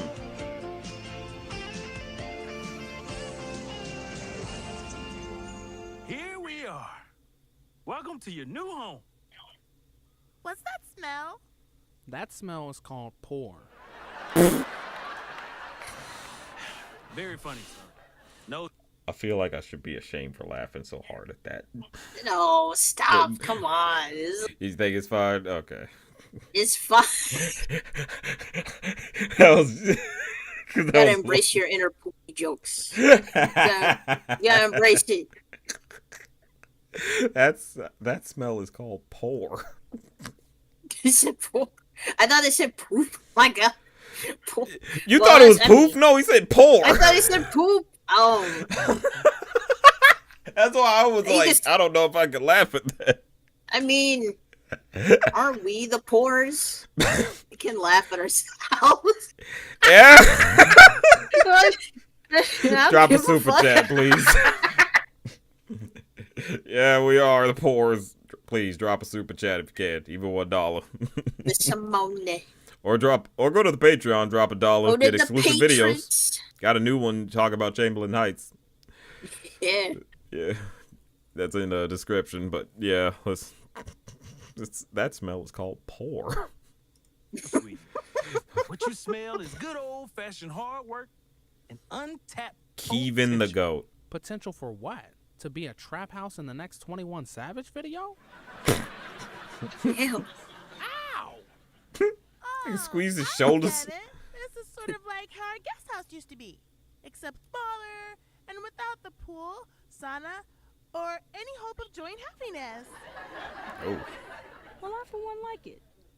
It's very cozy. Besides, a smaller house could do some good for this family. It'll give us a chance to see each other more. Oh, man. Did we not see enough of each other in the car? My You God. didn't tell me, did you? Not yet. I was waiting for the right time. Tell them what? Well, good news. You and your brother will be sharing a room. Isn't that exciting? What? I can't share Gotta- a room with her. She gotta talks in have her to sleep. share with your younger sibling. And Yeah. I can't share a room with him. His feet stink. Do not. Do too. Do not. Do too. All right. Enough. Your brother's feet stink. Your sister talks in her sleep. Tough cookie. You're both just gonna have to deal with it. But, You heard your father. And this is not up for discussion. man, Just because Dad got fired, now we all have to suffer too? Okay, that's enough. Why you say that? How you just go casually say that? Or not casually, but like, what the fuck? This kid is single-handedly creating the glass device. Like, really? Are you coming in like this? Fucking spoiled brat? Shit.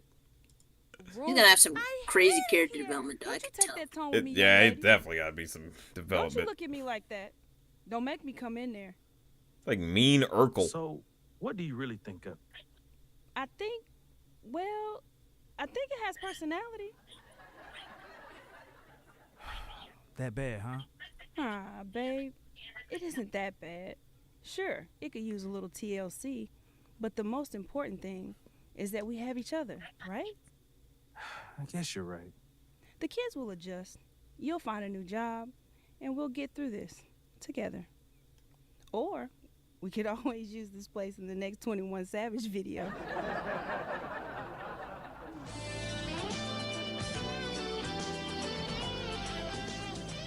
Yeah.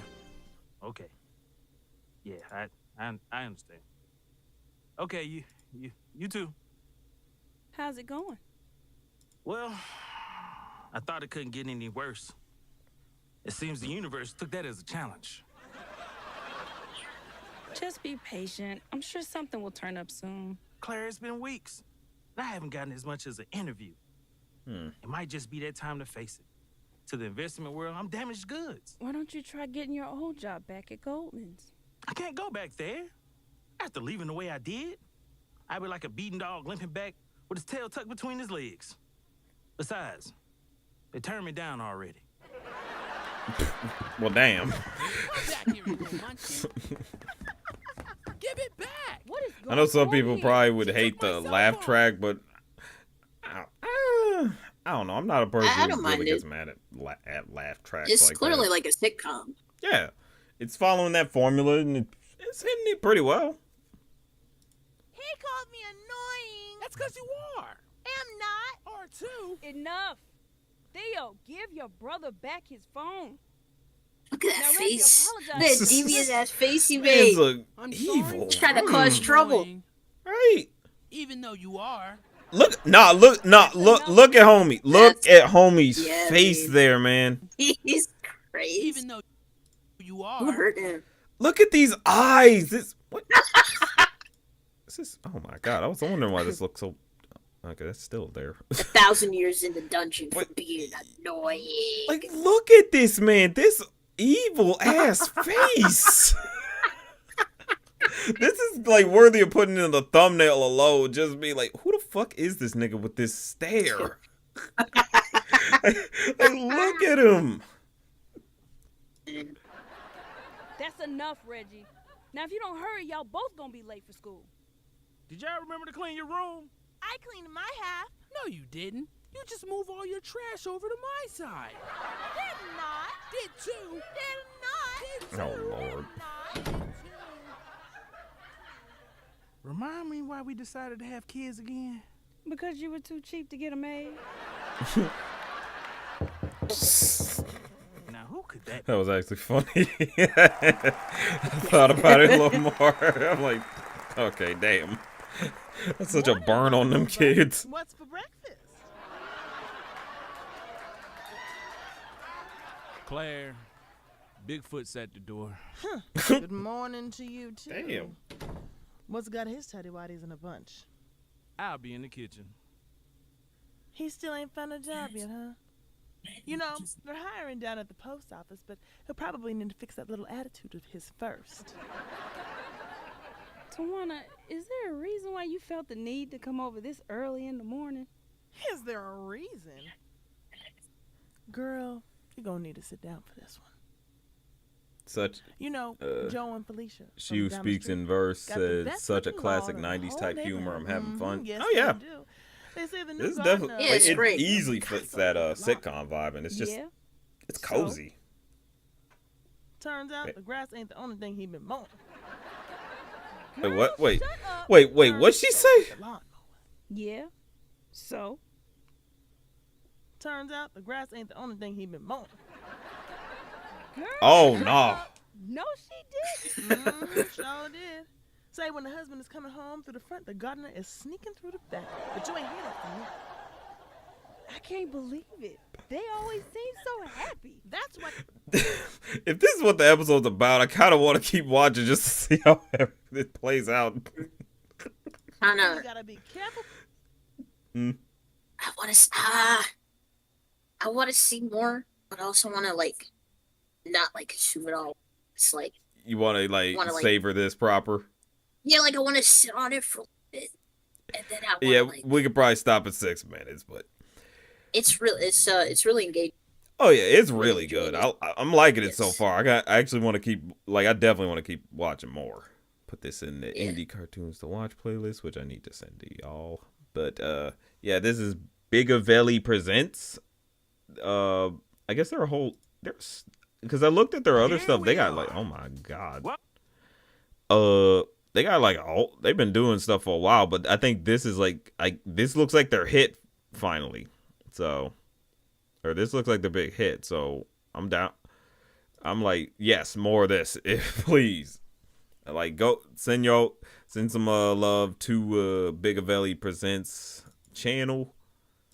Also following them on Instagram as well. They got they got a bunch of stuff on their Instagram. I think they got shorts of this family too. That's because they also use the same character, the kid character. Snow White seems interesting. Snow White. Oh, and the seven fiend. The what? The And the seven fiends? Wait, Yeah. what is this? Snow White and the seven fiends. What is this?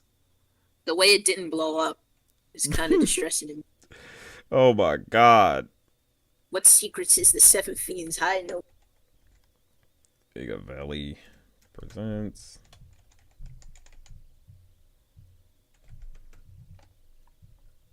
Yeah.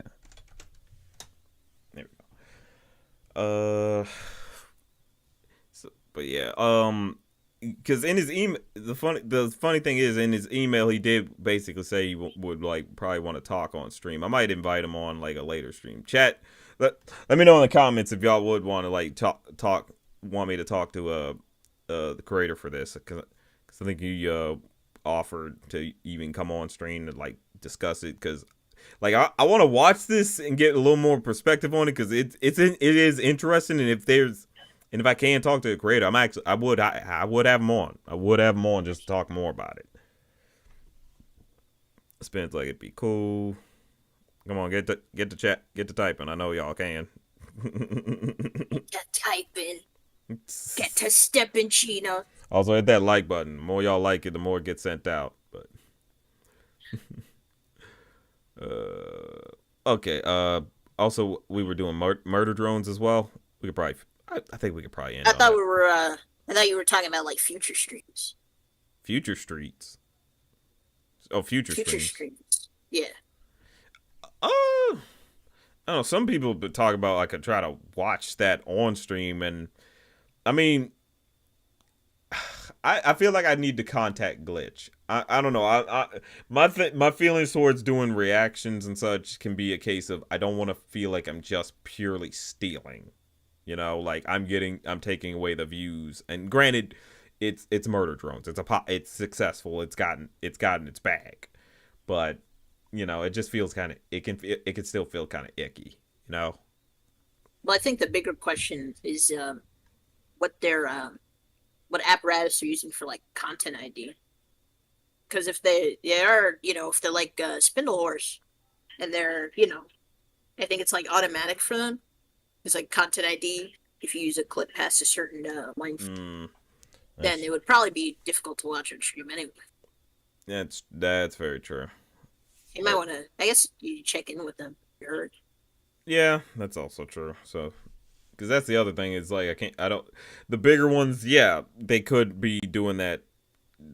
They could be doing the copyright thing more, where it's you can't just watch our stuff or repackage it type stuff. Which fair, if anything, more indie people should do that, make sure. But yeah, Yeah, we could probably leave that for another future stream. Maybe a commentary track. Ooh, maybe.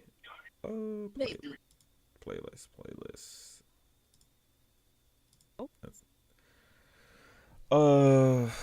Oh wait, no. Charles Moss also sent me his. Which one can I start? He sent me an animatic. First 5 minutes. Here we go. Yeah, first 5 minutes of Detective Cat. This is something I've been seeing Charles Moss like promoting constantly on their pages. I've always been kind of interested in him in Detective Cat because they presented at the Animation Appreciation Hub, right? Yeah, it did. Yeah, Charles. Yeah, because that's where I think I learned about it, and it's pretty cool concept. So we'll give y'all the link.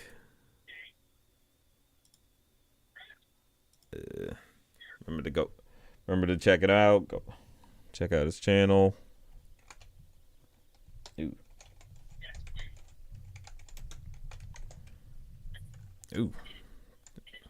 Didn't get that right. Hold up.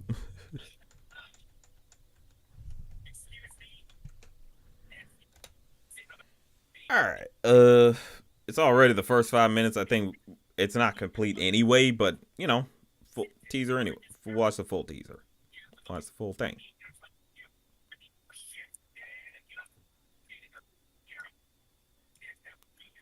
It is animatic, so if they don't got sound, they don't got sound.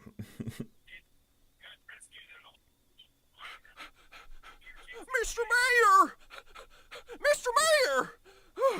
Ooh, it's chaos out there.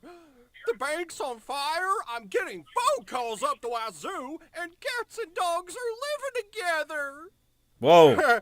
No offense. It's mass hysteria. What do we do? Whoa. Wait a minute. Wait. Was those...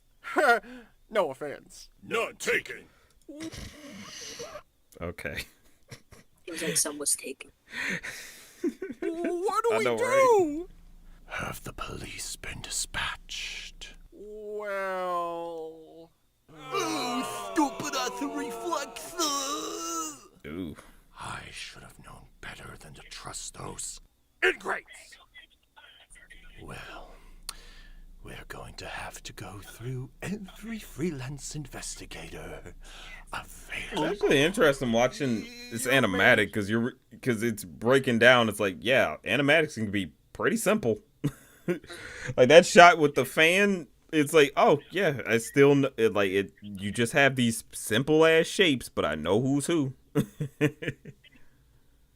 Yes. Like I like that. Like I don't know. Like animatics definitely are a great way to really get an idea across.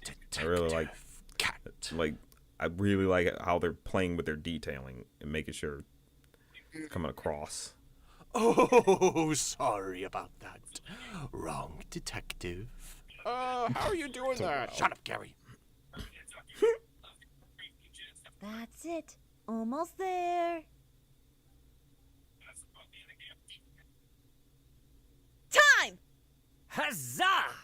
All right, Detective. You have officially become the first cat to balance a 15-foot house of cards in under 2 hours and on one single toothpick. What the Indeed. fuck? You can't expect any less from Detective Cat. It must be the mayor.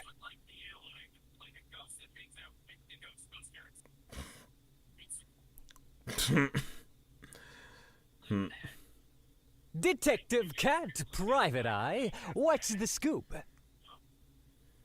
Another robbery? How bad is it? Yes. Okay, I I'll like the get right on designs it. of these characters. Like they got that sort of Another heist? Yep, Disney we've got Comics no time to lose. kind of vibe to them. It's very early Disney afternoon Yeah. in tone. You can feel it. It's a very clear influence. Oh yeah, definitely like that afternoon vibes. Now for my handy dandy.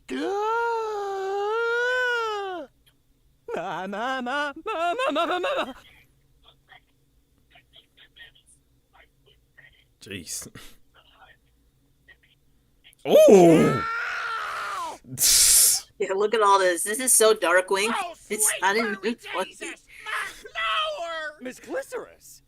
That's Clitoris. to you! Okay, yeah, go on, Clitoris. You can't. You gotta be careful with that. But you see, my magic. This is a funny try. Where he got his. He looked like a little worm. The expressiveness is fun. It's a very like. Oh, is this what she looks like in the background on the left, or is this like her sister?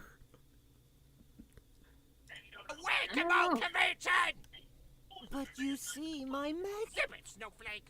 If Oh. April, Ashley. pull this stunt here one more time, I'm tripling your rent!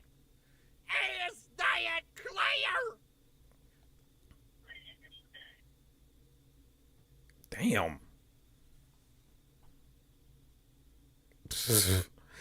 Man, was jacked up. Oh my god. Yes.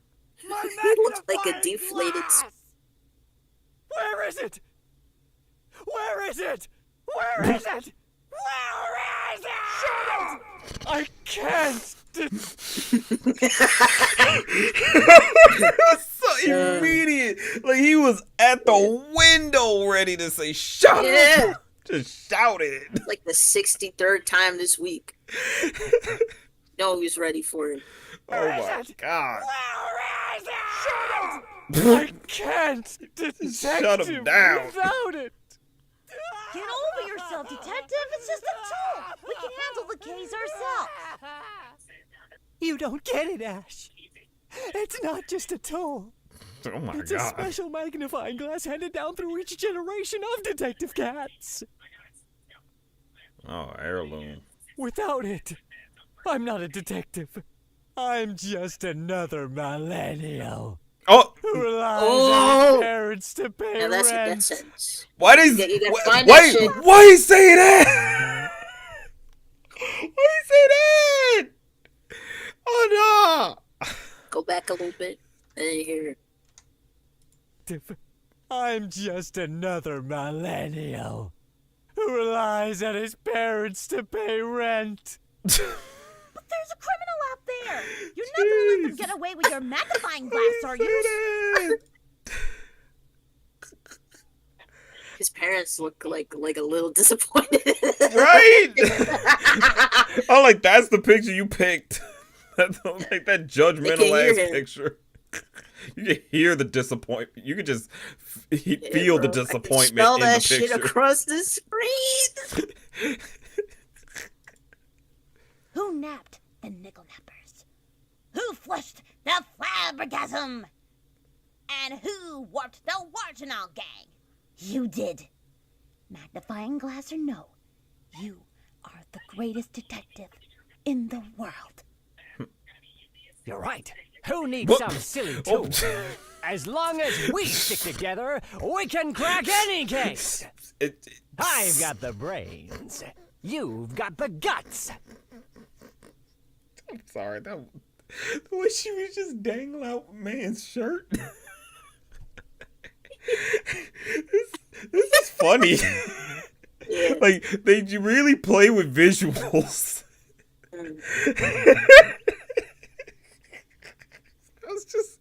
This is really funny. Like I can't wait for this to get like animated. Like y'all need to definitely like go to this Charles Moss's page. Like put some support on this. This is good. Ultimately, crime will never win. That's the spirit. To the cat copter. We crashed out of the Alps. That's a good Fine, picture. We'll take a cab. That's funny. Mysteries to be solved, crooks and villains get involved. Who is there to crack 'em all? Detective Cat, Detective Cat. That was great. That was hilarious. Huh? Yeah, It's we a get good it. note to end on. Oh, great note to end on. Perfect. Funny. Oh my god. Check it. Oh, it's actually the Incredible Adventures of Detective Cat page. Yeah, wait, that's. Oh no, this short looks crazy. I'm kind of curious to see what this short is.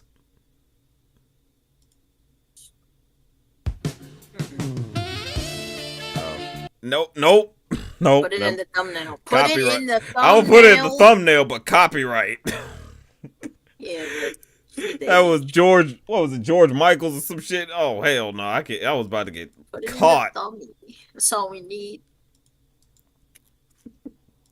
I can't look at shorts while on stream. That is a you asking for trouble. That's just content black hole. The content ID black hole.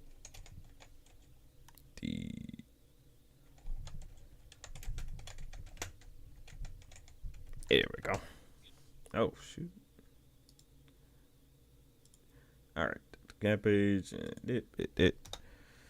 All right, but yeah, The Incredible Adventures of Detective Cat. That was great. I liked it because it did feel like those Disney afternoon vibes. Darkwing Duck definitely. It's like I like the little dynamic between how the Detective Cat and his assistant. Like, I'm sorry, that bit with her just hanging out from his shirt. It's a dumb gag, but it was funny. It's just like, what type of visual is that? You know, like you don't see that type of visual. Like this feels like a short that really is gonna try to play with like comedic visuals, and I'm down for that. I think I like seeing more indies that really want to try to go for the laugh. You know, because that's a style. You know, that's Looney Tunes stuff. That's Tom and Jerry, and so to see that type of style still be alive, I'm like, great, excellent. Give me more of that. So, like, I want to see more. I like seeing that. It's like that. It ain't dead. That's my thing. You know. Funny animal stuff is like a dying breed. So I mean, the more of it in current year, the better. Oh yeah, easily. My stance. Yeah, please give me more like them funny animal like TV shows like that. It's just funny, man. It's like I don't know. You got your stuff that can be serious. That's great, but sometimes you just need a laugh. This knows how to get a laugh. But yeah, I think that's enough for the streams. We could probably call it there. Yeah. All right, but thank you all so much for watching. Thank you for having a discussion with me and Deli on our opinions on Phineas and Ferb. I know some of y'all are a little disappointed. Some of y'all either don't disagree with us. But at the end of the day, we try to keep it civil. At the end, we try to recognize, hey, this is what I agree with. This is what I don't agree with. But, it's cartoons. At the end of the day, they're just funny drawings. No one needs to get that serious about it, But I think, like, with everything being said, I'm glad to hear all your thoughts on everything. I'm glad to share some indies with y'all. Thank you so much, Deli, for joining me on this. Hell yeah, of course. Yes, but with all that being said, always remember, it's just a thought.